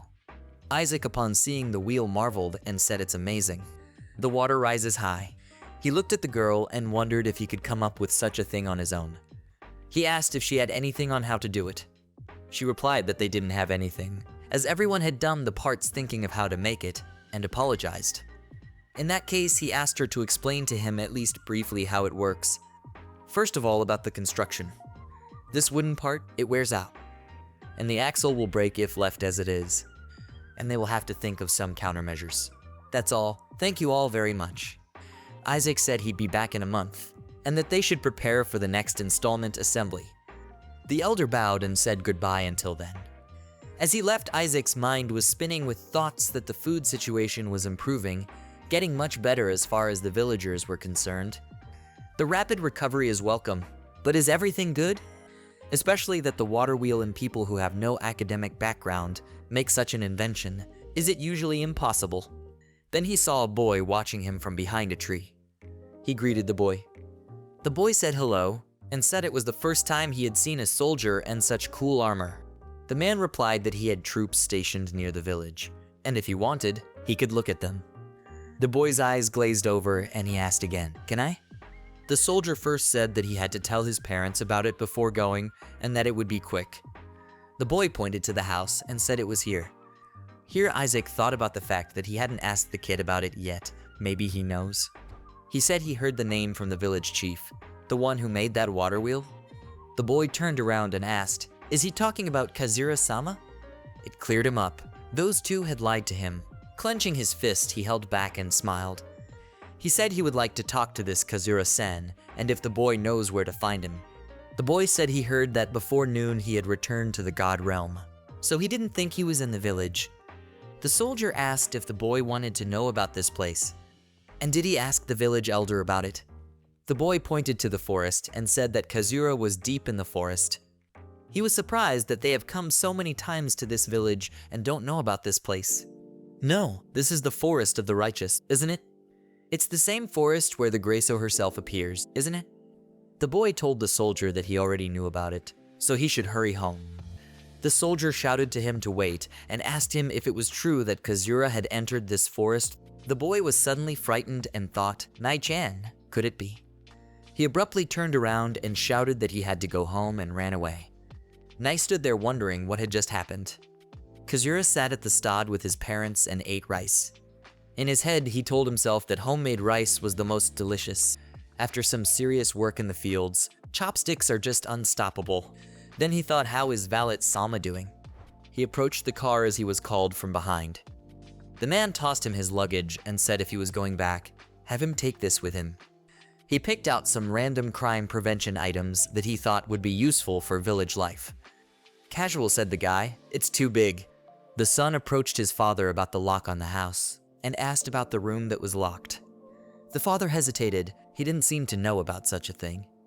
Kazura thought in surprise, doesn't the father know? As the boy got into the car, his father told him to come once a month and to call home more often. They're worried about not hearing from him for a long time. Kazura was embarrassed and told him to tell his mom that he had left. On a sunny afternoon, someone was watching the two people walking from behind the rocks. Valet walked beside Kazuru, who said he was glad the soldiers had left. About the watermill, it seems that part of the axle was worn out. Kazuru said she was right, and some time had passed. It would be nice to recreate it with metal. From behind came up. A soldier with two men accompanying him shouted, "There he is, the bastard!" They demanded an explanation of who he was, for that one was not a villager. Kazura was frightened in his head, he cussed. Pauletta was shocked and covered her mouth with her hand. The guy stood in front of the girl, preparing to defend. He thought, when was this existence of his revealed? This is not good. The village would be in danger under these circumstances. The girl tried to address the soldier, but he told her to shut up. Was he demanding that Kazura speak up now? Or is it for some reason he can't explain to him? Kazura thought that this Isekai'd is young, and if he is as he heard about him, he can still fix the situation. He approached and held out his hand, saying that he was a traveling merchant. He was wandering around here, and when he got to this village, he stayed here for a while. The one wanted him. Smirking, he asked what village he was from. The boy thought to himself that fooling him would not be easy. Kazura said that he wanted to save the people of this village, and that he came from the realm of the god. The man didn't believe him, so he asked him again. What did he say? He said that such a story contradicted what he himself had said, that he was a wandering merchant who stopped here. Kazura replied that even merchants in the god realm get lost from time to time. That's why he wandered in this forest. Here the soldier wanted to say that this was not true, and that the villager had said otherwise. Paletta shaded Kazura and said that it wasn't true, that he was a human, that he came from the god realm and saved this village, the Gracier herself. The questions came out. Who is this? Gray who? Is that what this man claims? That's right. Isekai'd said he didn't know Gracier was a merchant too. Another soldier turned to him and said there were merchants in God's kingdom. Kazura-san was arrested. This situation is exactly like the legend. Before reaching the village, Kazura was left tied up. Isekai'd said that the one who invented the water wheel was Kazura. Even so, this is a strange parchment, and good ink from this quill is so easily written down. The soldier thought of Valet. He turned around and asked her why people started thinking about Kazura Gracier herself. In this situation, the guy thought to be honest. The one who brought a lot of food during the food shortage a month ago and saved the village. It was like a legend. And where was that food in the village? Kazura thought of the village house where he left his bags. Though he didn't know what was inside, there must be some kind of tool to make them think it was from the god realm. He told the soldier that it was in Valen's house by herself. And there must be some food left in the other houses. Then they ordered the ropes to be untied. He said that the release from the ropes was temporary, in front of the villagers. It would only be worse if he thought of running away, and his sins would be much greater. The boy wondered what sins he was guilty of. The soldier asked for a list of sins: felony, perjury, and illegal immigration. However, if his name is on the village's resident records, the latter does not apply.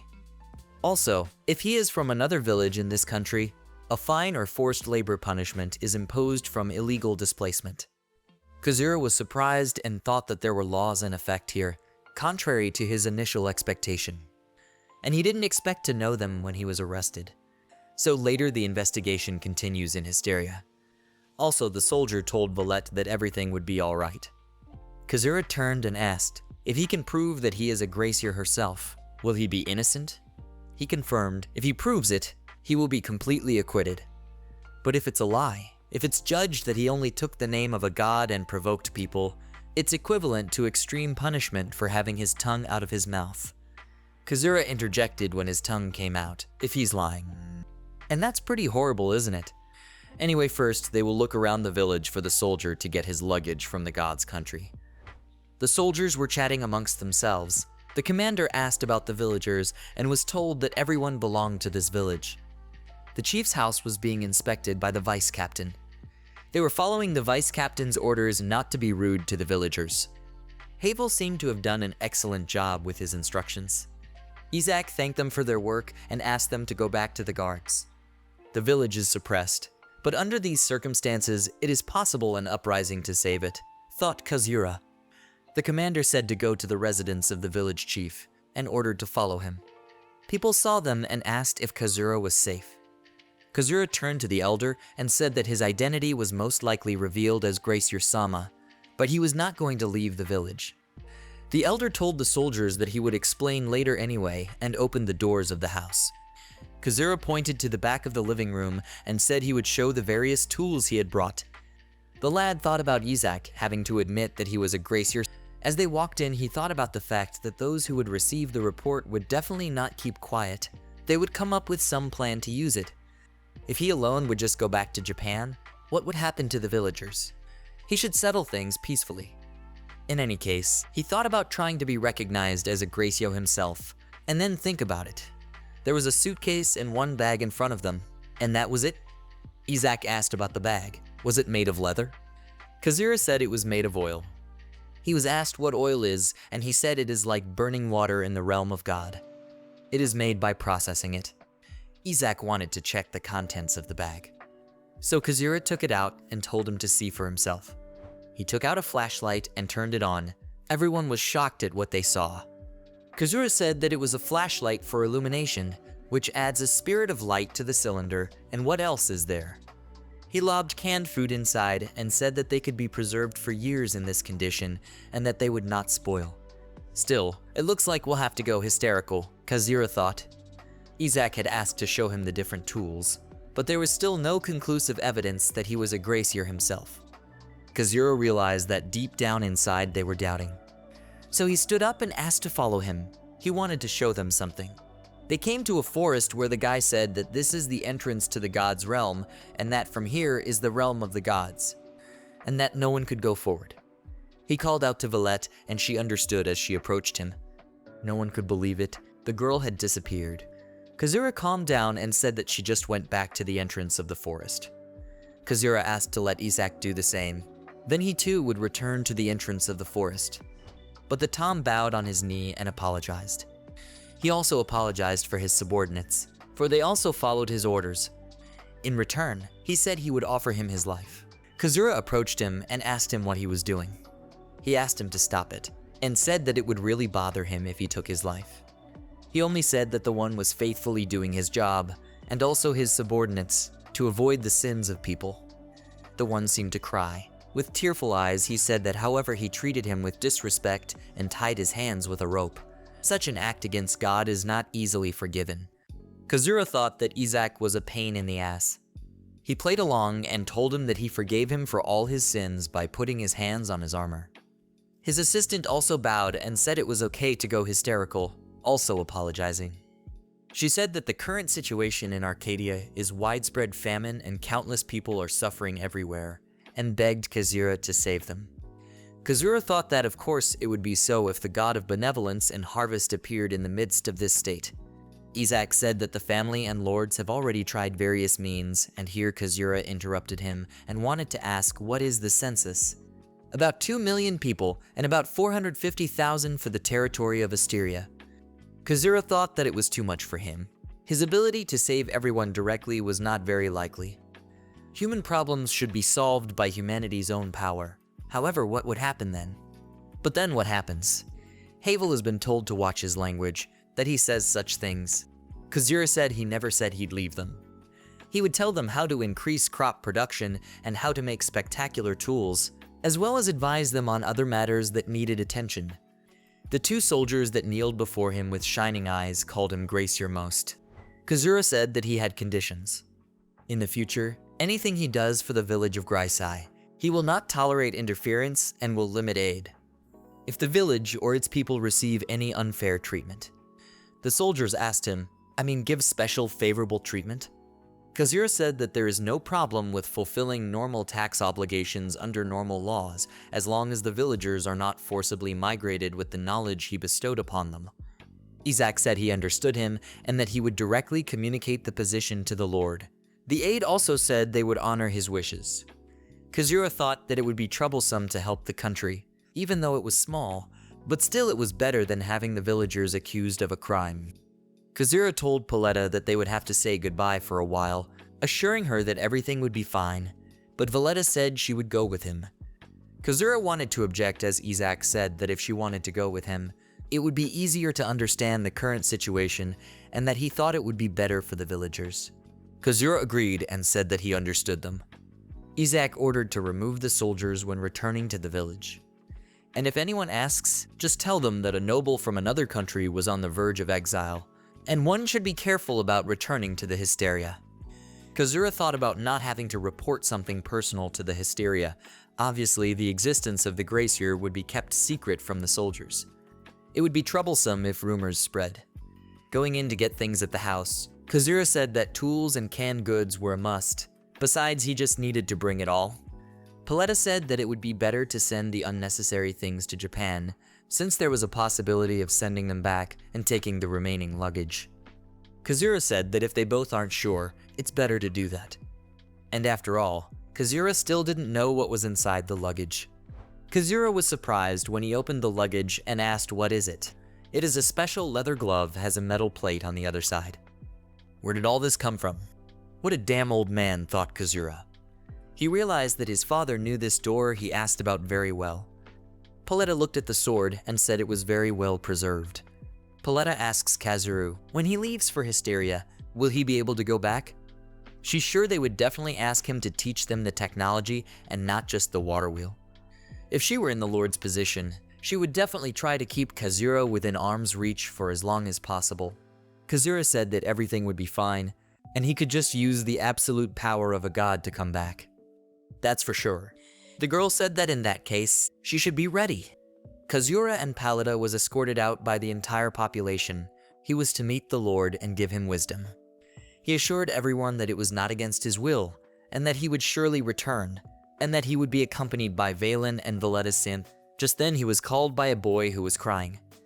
Kazura bent down to him and ruffled his hair and said that it was all right, and that when he returned they would play with him. Isekai'd ordered the boy not to bother the Gracier herself for nothing. Kazura rebuked Isekai'd and told the boy not to worry. Calling out to everyone, he said that no one should worry about him and that everyone should be sure that he would definitely come back. Turning to the soldiers, they all began to walk away from the village together. Kazura was approached and asked if he was tired, that riding in the heat was tiring. Kazura also thought that his ass was already sore from the long ride and that he couldn't feel it anymore. Still, it was better than walking. The assistant commander approached him and told him that the camp only had bread and dry meat prepared by the soldiers. Kazura was not at all against army rations. The military seems to get preferential treatment, and even in a food situation. The old man will reply to Kazura that it's probably a special case. The soldiers look like they are all sons of nobles. It's likely that the soldiers are gaining experience to become commanding candidates of their own units one day.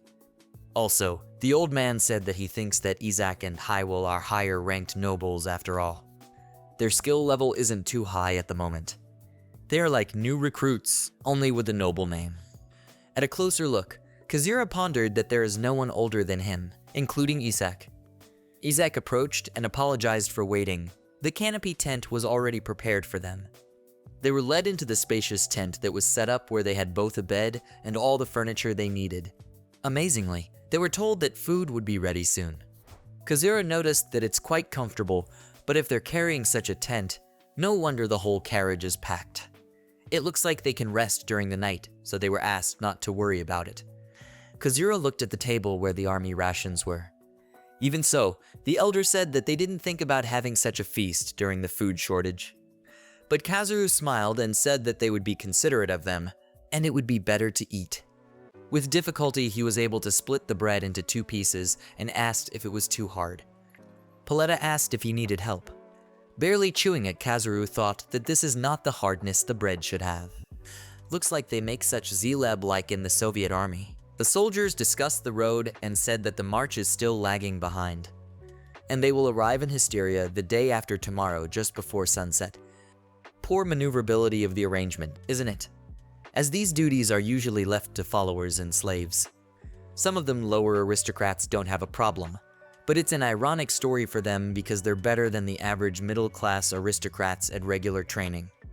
Isekai'd said that his original plan was to return to Hysteria as early as tomorrow, but with all of this, he would like to request a meeting with Nelson and Kazura himself as soon as possible. So he hoped they could explain their reasons and make their meeting a priority.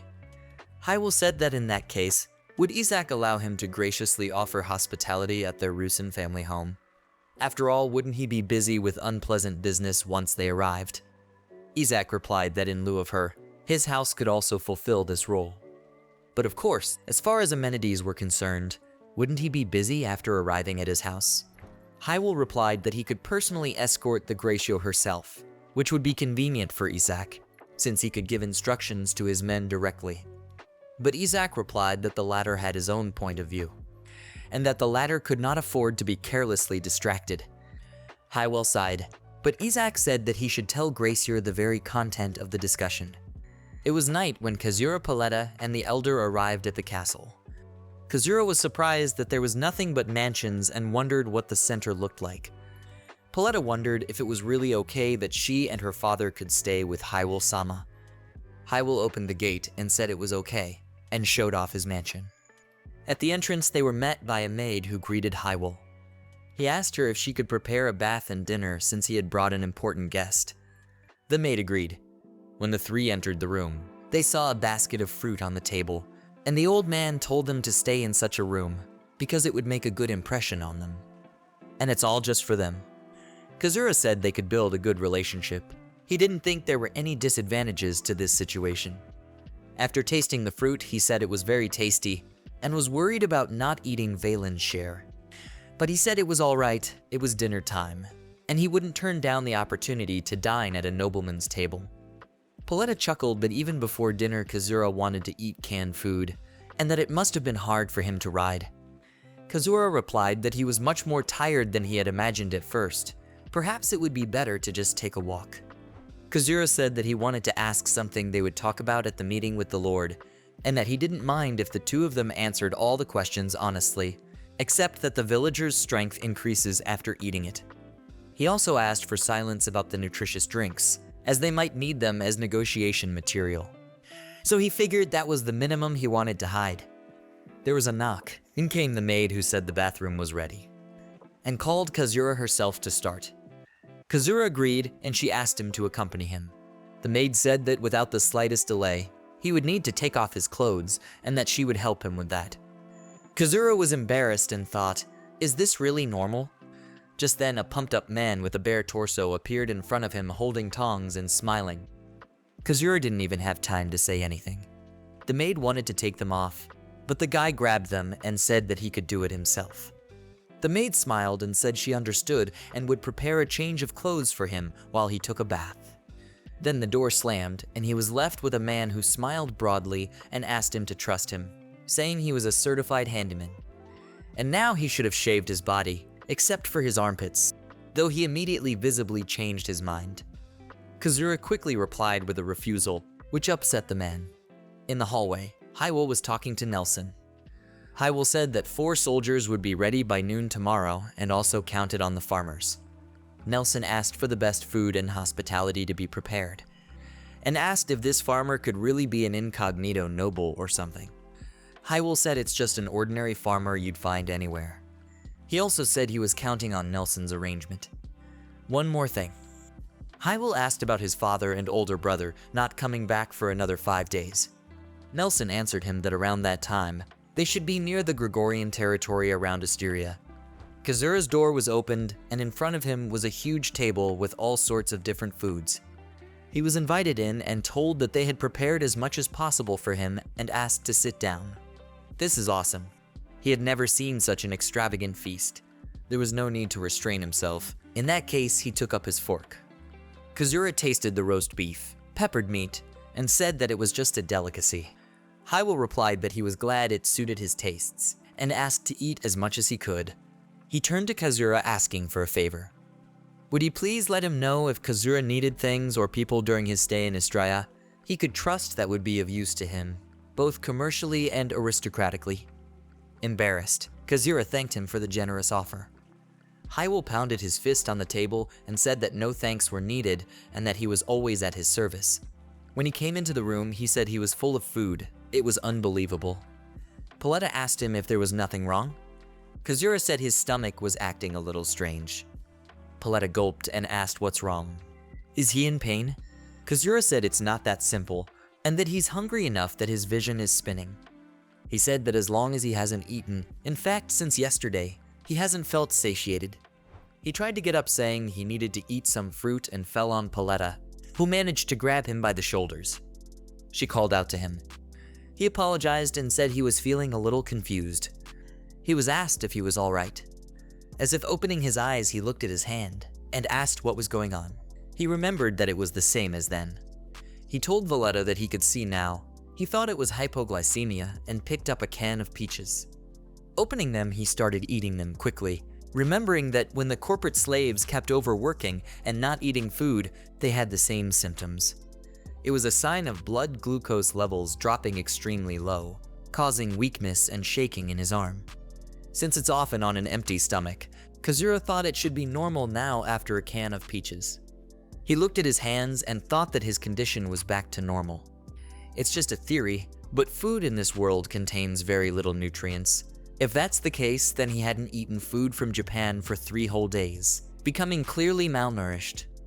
Perhaps it is because the growth of crops suddenly gave a fertilizer enriched with nutrients.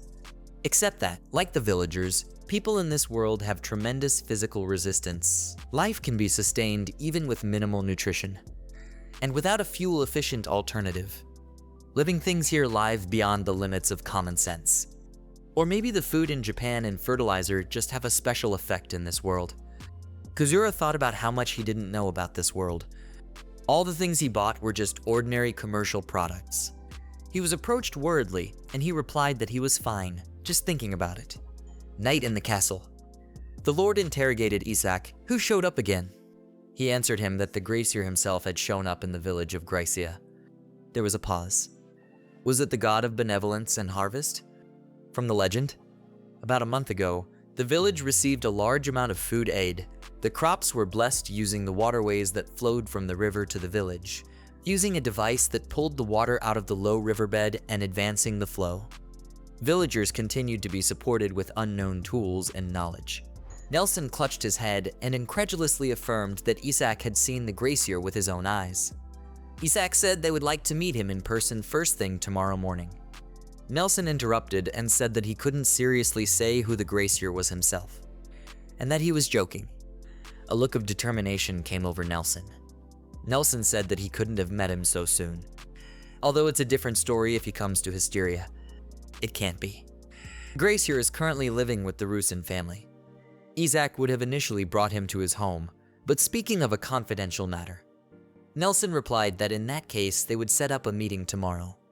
Nelson asked what the Gracier wanted to talk to him about. Isekai'd replied that it seemed the Gracier wanted to relieve their hunger, in addition to the previously mentioned tools, knowledge on how to increase cultivation, and advice on any other pressing problem. It was very welcome. Isekai'd assured, once Nelson met him himself, he would see for himself. Nelson smiled. Good, then he will notify the meeting tomorrow morning. Just then a girl came in with glasses and asked if anything was wrong, as Isekai'd ran out hard and fast. Zirconia, thought Nelson. He asked the girl if she came from the mountainous area in the northwest. Zirconia said that no one lived there anymore, so what, was there a case? Nelson asked for some cooperation. The carriage with Pallida and Kazura was already arriving at the Lord's house. After all, the house is like a fortress. Isn't it a military garrison? Isekai'd accompanied them on their way to the castle.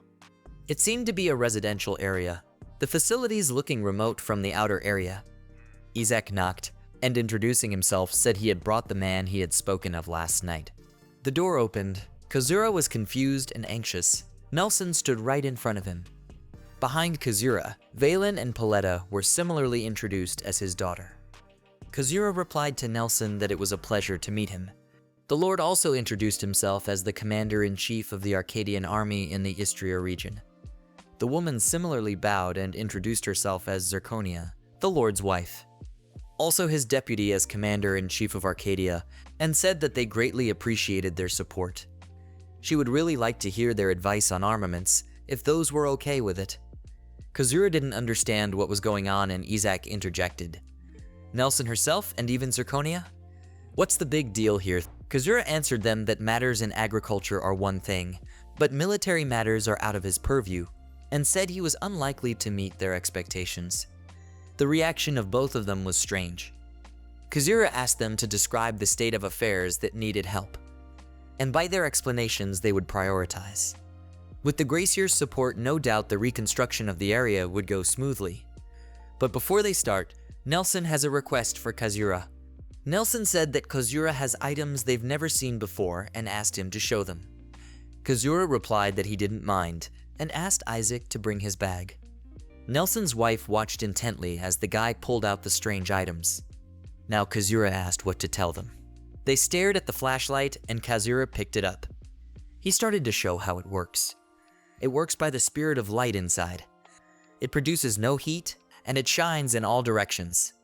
Zirconia became enthralled and asked if it could shine even when it was raining. Nelson urged her to speak normally. She apologized for them testing it. Kazura didn't understand what she meant. She said that there was a possibility that Kazura could have turned out to be an imposter who just appropriated the name of a Gracier. That's why they are in languages of different regions that believe in Gracier itself. And that Kazura's face didn't change in any way after they spoke the language of both the northern island and the specific dialect of her homeland. Questioningly, Kazura looked at them. Wait, they weren't speaking Japanese? They're not kidding, are they? The boy turned to Valen and Paletta. Nelson said that at first he himself didn't believe the Gracier Sama had come. They had disrespected Kazura and apologized for it. Kazura asked them to raise their heads. Kazura thought, what's going on here? At least he accomplished the goal of gaining their trust. Kazura explained that the lantern can be used in the rain, but when exposed to water it won't work since the spirit of water is its weakness. Nelson asked to take a closer look at it, and asked what was the transparent part where the light was coming out of. It's plastic, simply put a transparent plate. It's strong, so it's often used for light instruments. Zirconia asked if it's transparent and strong, if you made a helmet or a sword out of it, wouldn't it make an amazing weapon? Kazura replied that it is not that strong. He took out some canned food, and said that it can be stored for a long time. Depending on the contents, you can keep it for years and it won't spoil. The Lord asked to try it. His wife wanted to stop him, so the Lord suggested Isaac try it. They asked him how he liked it, and he said he had never tasted anything like it, and it was excellent and could be kept for years. Zirconia wanted to go get plates, but Hywel said he would handle it himself. Nelson said that if they had canned food, people wouldn't starve to death, and asked him to teach them how to make canned food. Kazura responded by saying that he should think about it. Even though he sympathizes with them in their situation, it doesn't mean that he will give them any knowledge, and that he only showed them all this stuff to make them believe that he is a god. But that doesn't mean he can provide everything. Nelson and Zirconia listened intently.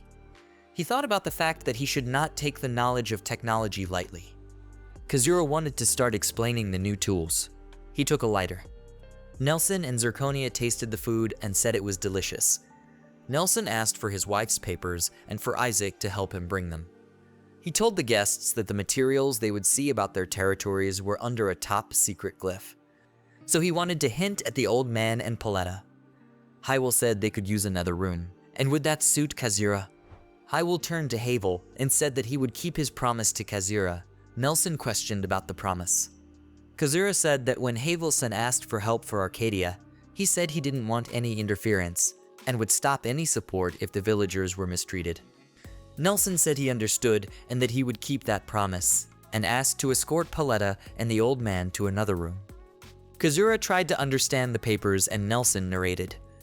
The most affected areas are in the west and north. Due to the endless drought, crops have dried up and wilted. They can't even be planted next season. Food prices in the region had increased significantly. Kazura thought about how he couldn't read it all, and how he envied Paletta for learning Japanese in 10 days. Kazura turned to Nelson, apologized, and said he couldn't read the writing of this country. Nelson and Zirconia were surprised. So if they could read the main documents. Nelson said it was serious and that they were short-handed. The drought hadn't been this bad in years. Depends on the weather and changes in security, they don't know what to expect the following year. Even the food supplies in Istria could run out. What's more, there will be looting and destruction of the rich man's supplies. The budget seems to be going mostly for the military. Kazura thought there was a reason for that, and that he wouldn't get involved. He said he would try to improve the provisioning situation somehow. He would need help with various things. He suggested that Nelson work together for a better understanding and take action regarding provisions and hygiene. Nelson stood up and shook hands with the boy, saying he looked forward to working with him. Kazura asked that they prepare a 2-piece sack in 2 days. Nelson immediately dispatched Isaac. Kazura said that exactly 2 would not be enough. Have them prepare 3,000 sacks immediately, and also have them prepare ropes so that they can tie them. Kazura turned to Nelson and asked him to get the wagons ready so that they could carry the 3,000 bags from the Grisha village to Istria and not to forget the guards for the wagons. It would take a lot of manpower to get all those sacks to Istria. About 300 or so, mostly people that are adapted to long farm labor. Nelson realized.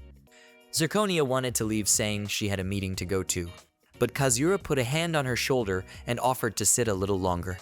The carriage with the troops was waiting. Kazura told Paletta that he would be back in 3 days and that she should say hello to the village. She wanted to object. Kazura thought about what he had gotten himself into, alone in a strange land and for a long period of time. Moreover, he would feel better if Valletta helped him. He was sure if he asked her to stay, she wouldn't even hesitate. But if he did so once, he would constantly rely on her. Even when she wanted to learn more, she rejected Valen's recommendation to study in Istria and chose to stay in the village. It would only separate her from her father. While he thought about it, Paletta approached him, looking at him with tears in her eyes. She asked him to come back soon. He put his hand on her head. The carriage was moving on its way to the village. Here the soldier asked Valen if he could sit next to him, and he agreed. The soldier looked at Paletta, who hid her face. He asked Valen what was wrong. He replied that she had been like this for a long time. Ever since she left Histria, she doesn't answer when her father calls her. Is it because of the young man who was at the Lord's residence? Valen replied that Kazura had nothing to do with it. The soldier smiled and told his father that if it was love, then he shouldn't worry, she should be alone for now and let other women deal with it. The old man agreed and asked himself, Theta, if she were here, what would she do in this situation?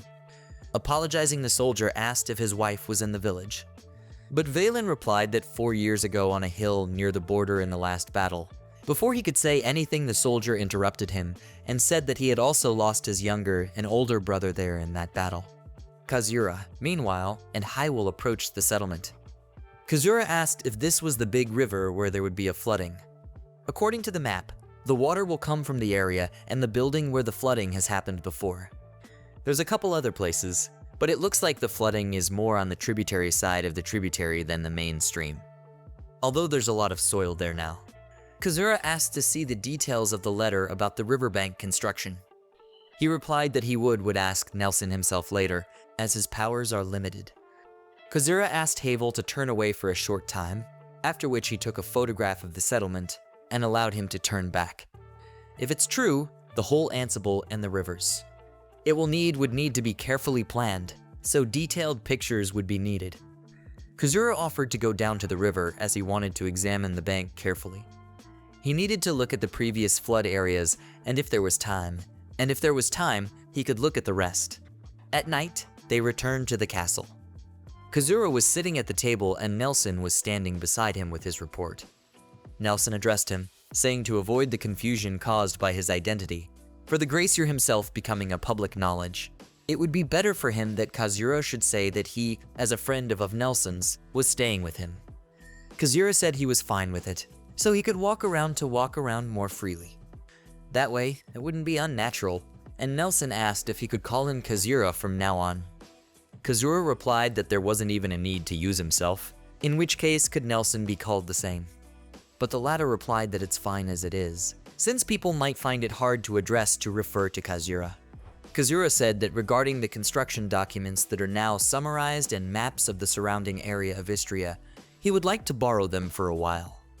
Nelson said it was classified information, and Kazura assured that he wouldn't show it to anyone. To show them to anyone. Nelson said he would have them ready the day before he left. Kazura thanked him. Nelson called Kazura over for dinner. Kazura replied that he needed to take a break. They walked down the hallway and went into a room with a large table. At this point, a maid came out and covered her mouth with her hand. Nelson asked her if everything was all right. She apologized. Nelson asked if Zirconia and his daughter could join them for dinner. With them, and Kazura said he'd certainly like that. And then it hit him, it was her. She was the one he'd met in town then, and she recognized him. Nelson interrogated, Kazuru, is something wrong? He replied that everything was fine. The girl smiled. Nelson turned to Ira and asked her to get Lisa. While the maid was walking down the hallway, she looked around, thinking that it was him when she crashed into him in the city and no one else seemed to realize it. Why was he with Nelson? And in different clothes, was he really a nobleman? Traveling incognito. Whatever it was must be reported to Lisa. She opened the door and said lies that this is serious. A mother and daughter were sitting in the room. The maid was embarrassed. They asked her why she was so nervous. She bowed and said that dinner was ready. Zirconia also remarked that she should knock before entering. She bowed low and apologized as best she could, as Lisa walked by. Asked her what she was doing. Nelson introduced Kazura to Lisa as his friend, and asked her to help him if he needed help. Kazura introduced himself and said he was happy to meet her. Lisa also introduced herself and said that she had heard from her mother that he was helping them with internal matters. Kazura blushed as he thought about the fact that he would have a strong bond with these people, and thought that he should be properly lend his support, and for Valletta's sake, son that awaited his return. A strange man rode up on horseback. He turned to the boss, The man asked if he had found the target. He replied that it looks like this village is ahead. He didn't know the details exactly, but he doubted the village was large. The number of escorts has not changed. 4 heavily armed cavalry. The man said they would load the food and would do so once the escort reached the village and returned to the Istria. The man interjected, would they really attack? Even if they get past the guards, aren't there those in the village who had fought at the front? There were only 13 of them. The bald man said it's foolish to go head on. If they do, it's at night when everyone's asleep. If they took 2 horses, they could escape immediately to the west. The food should be stored in the headman's house to be distributed to the other villagers.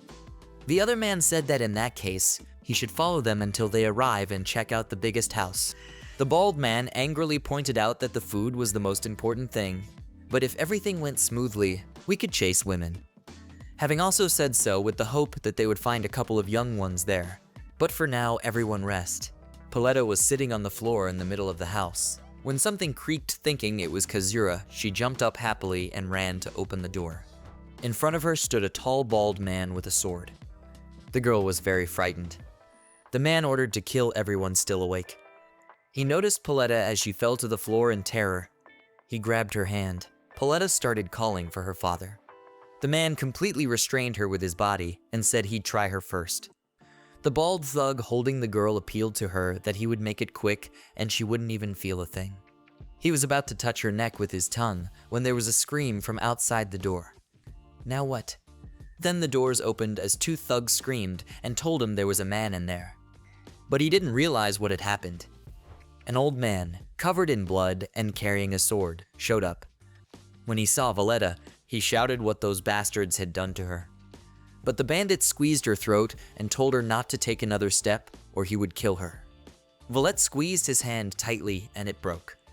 The bald man looked at the arm in shock, trying to run away screaming that she was a monster. The old man cut off his head.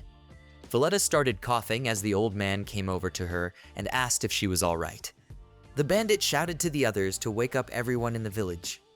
The old man came out with a sword and thought 2 survivors should be enough. Kazura was pensively looking around the walls. He was approached by a worn-out-looking Isaac. Kazura asked him if he was all right.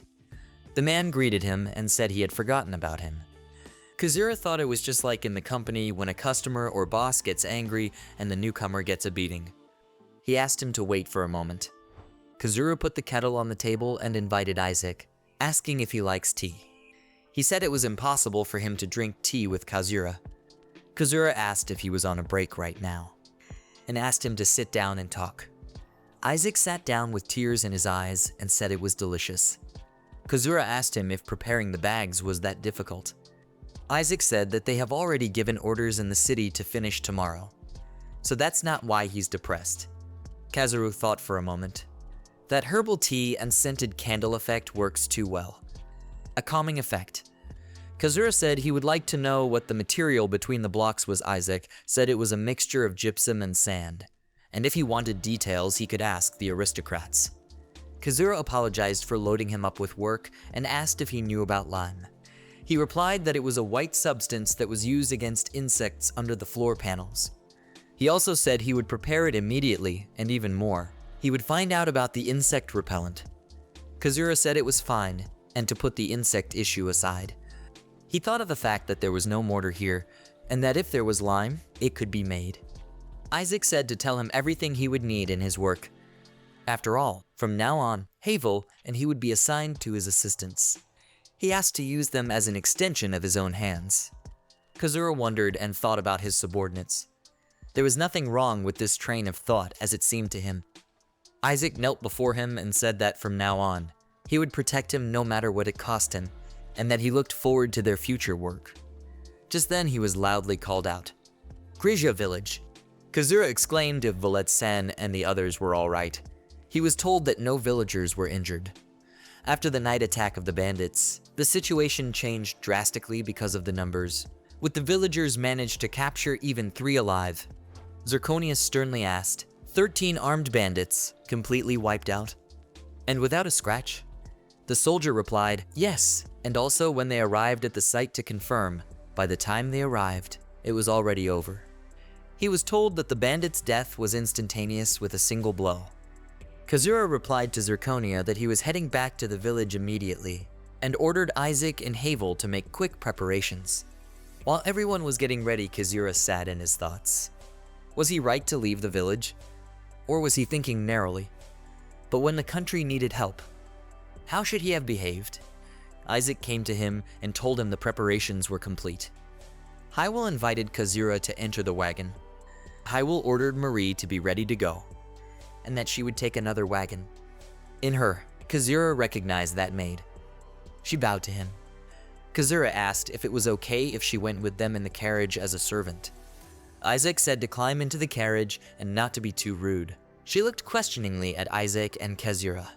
On the road, Kazura asked how she was, and said they could stop if she wasn't feeling well.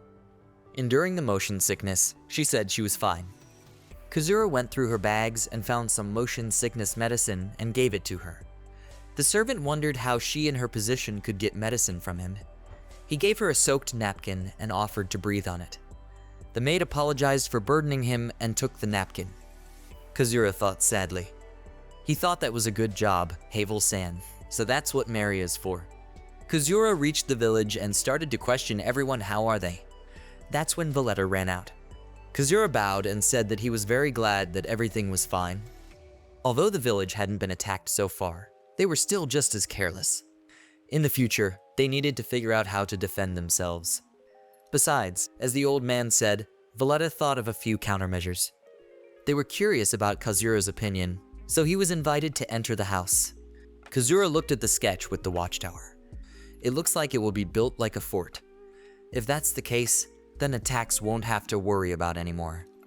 But with a moat in the way, it won't be possible to use the water channels. Kazura said he's thinking of making underground canals. They would need stones and mortar, or they could get enough lime.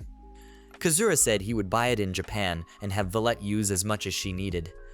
They started discussing the siphon. Kazura was surprised at how much thought Valletta had put into it.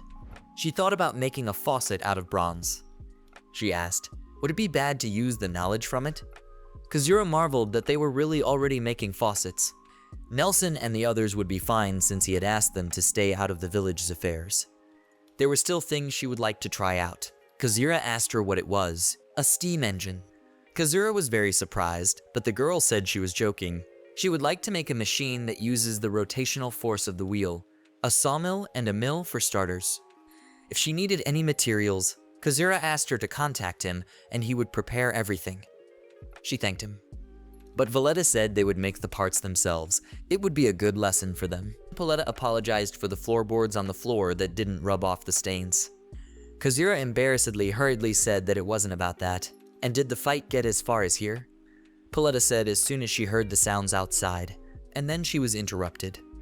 Her father had dealt with them though, only she couldn't do anything about the fight. He asked cautiously, had she fought? Kazura thought about how horrible it must be to be attacked like that in the middle of the night. If only he hadn't left the village. Valletta tearfully shouted that it wasn't true, and that it wasn't his fault at all. Even to her, there was nothing to blame. She huffed and cried again, and Kazura didn't know what to answer. The girl kept crying and talking about how it was very scary. Very, very, very. She remembered all the screams of the bandits, and her father with a bloody sword in front of her. That night, they dine in hell. A girl knocked on the door and called out for Valletta. She said she heard she was home. The girl opened the door with a smile. She asked to come in and said it was no joke.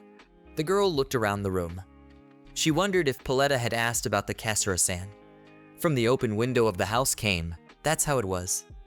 Valletta was tense about something, and the girl told her about last night. The girl stood up abruptly and slapped her hand on Valletta's head, calling her a wimp. She sternly told Valletta not to cry until she let her, and said that Kazura was worried about whether she was hurt. Kazura didn't find out about the events of that night until the morning. Did she know about it? But regardless, he hugged her tightly to comfort her. So the girl hit her to remind her of that. But she didn't think she was hurt at all, and the girl asked her, then why did she say she was sorry and lock herself in a room? Wouldn't she have something else to say to him? And what was she trying to accomplish by playing silent with a sour face? Valletta squeezed her hand. Paletta told the girl that she would like to be by Kazura's side, but the current her would only be an extra weight on his shoulders. She had been learning a lot since she asked Kazura, as long as it was necessary, at least that's what she wanted. But before she realized it, she had become dependent on Kazura's kindness. Seeing all her weaknesses, she questioned if it was right for her to stay by his side. She didn't think about his feelings at all. She clenched her hands into a fist and said she didn't want that. She didn't want to distance herself from him. The thought was unbearable. The girl asked, "She really loves him, doesn't she?" She said there was nothing to worry about. After all, she tried her best. It would be good if Kazura recognized it. If it was her, Valletta would definitely succeed. Through her tears, she said, it didn't matter books or tools, asking for so much. She was sure she would only be a burden to him. The girl took her cheeks and pulled her, saying that in that case, the two of them would be very close. Since that's the case, who cares if it's problematic or not? There's a limit to how tedious one can be. Isn't this man a god? The girl shook Paletta and urged her to meet him openly at last. Just let her believe in Kazura a little more. She doesn't seriously think that Kazura considers her a burden, does she? The girl said that she always wished she was around, right? Falling in love and nothing to do. Isn't it natural to feel that you don't want to be a burden? And if she attacked him with her true intentions, the friend was sure they would come to an understanding. So she simply urged Paletta to be herself. She thanked Nina. Her friend offered her some tea. On the way home, Kazura wondered if Valletta was okay. He only hoped he had done the right thing. He handed the tea to Nina and asked her to talk. Isaac noticed Kazura walking towards him. They said hello to each other. Kazura thought that at least Isaac slept well while he was worried about the residents. Kazura asked if everything was still the same. Isaac replied that everything was fine and they were under supervision. Hywel turned to Mary. She said good morning. Hywel asked about yesterday. Is everything okay? Mary replied that Kazura is a very unusual person. He gave her the medicine, and it was as if there was no difference in their situation. Hywel agreed. At first she was very worried, but the more they talked, the easier it became for her. Something, she said, made it feel like she was talking to her mother. Coming to her senses, she bowed and apologized. Hywel put his hand on her head and smiled, saying that as long as they were alone, she could call him brother. Thea blushed and smiled. He apologized that his power wasn't enough, but one day he would prove to her that he would find a way. Hywel approached Kazura and Isaac. They said hello to each other. Isaac said that they had decided to head out, at least tomorrow night. Kazura thought about what that meant. He would be able to return to Japan for a longer period of time. He told them that he would retreat to the realm of the gods for now, and he would not be able to contact them there, but urged them not to worry and to wait here. Both of them bowed to him. As he walked into the forest, he thought about the fact that he himself had not behaved well with everyone, and decided to talk about it when he got back. In a large castle, a girl woke up in a room. Sleepily and lazily she stretched. After washing her face and doing some exercise, she got dressed. When she left the room, a guard greeted her and Lisa said she would go to the courtyard. She said hello to everyone on her way. In the backyard, Lisa practiced with a large spear. Exhausted, she took a break. Remembering the jewelry that Kazura had lost, she pulled out a pouch and opened it. Just then, a maid came up to her and said hello. Lisa sighed and asked if she saw Kazura-sama's reaction when she tried to get the pendant back. Missing something so expensive was not noticed. Her mother told her that he was a nobleman from some country. It seems they are rich enough not to worry about such things. At a time like this, what country is this nobleman from? Thought the maid. Lisa remembered how embarrassed Kazura was. Her eyes shone, and she thought that there was no way she would miss such an opportunity. This is a huge catch. He's generous, from a rich family. Lisa got even more excited than usual and said that he would definitely fall in love with her. In the darkness burned candle. Then the door to the basement opened and showed a female silhouette. There was a bound man sitting on a chair. Zircoria greeted him and introduced herself, saying she would treat him with respect today. Hearing her name, the captive tensed. The girl asked him again, had he not heard of the victorious General Zirconia? It was she. She thought about the fact that she did not like the nickname, and whether it was possible not to call her that. The captor replied that she was known for not being defeated by Balvale. They say when her troops appear on the battlefield. The girl approached the table and the captive interrupted. Examining the knife on the table, she banged it loudly on the table, saying she had little time and the knife was dull because she had not used it for a long time. She told him that he would answer a couple of questions, but if the answers didn't match those questioned in the other rooms, she would take a finger from each of them. The prisoner was horrified. She asked how many people were in their gang. Nelson was examining the papers. He told his wife that it was hard to believe, but it all fit together too well to be a lie. This village, and what really happened there? Nelson asked if she remembered the legend of the Gracio-sama. Mysteriously, the strength and endurance of the people, even after the small piece of food that the man brought. If the legend was not just a tale, but a real one? There was silence, and then the girl waved him off and told him that she had a headache, and that the interrogation was over. Now she should go to the village. Kazura was walking down the hallway in the house. It was as if he hadn't been back in forever. He thought about buying some compost first. Looking at the time, he said it was getting pretty late. Looking at the price tag, he was surprised. A ton for 3,000 yen? Based on the Graisai village results, it doesn't look like there will be an issue with thin spreading of fertilizer. The area is quite large. He thought how many tons would be enough. As expected, the tatami won't be damaged this time. That's where Kazura noticed something. An ancient traditional ancestral house. What? Kazura typed a message to his father. The phone buzzed and father looked at the message where Kazura wrote to him about the house. He was worried that the tatami would get damaged, and he found ancient plates underneath. Father did this. And one more thing. His father told him he had no idea, and what about his? He was concerned about what he was bringing inside.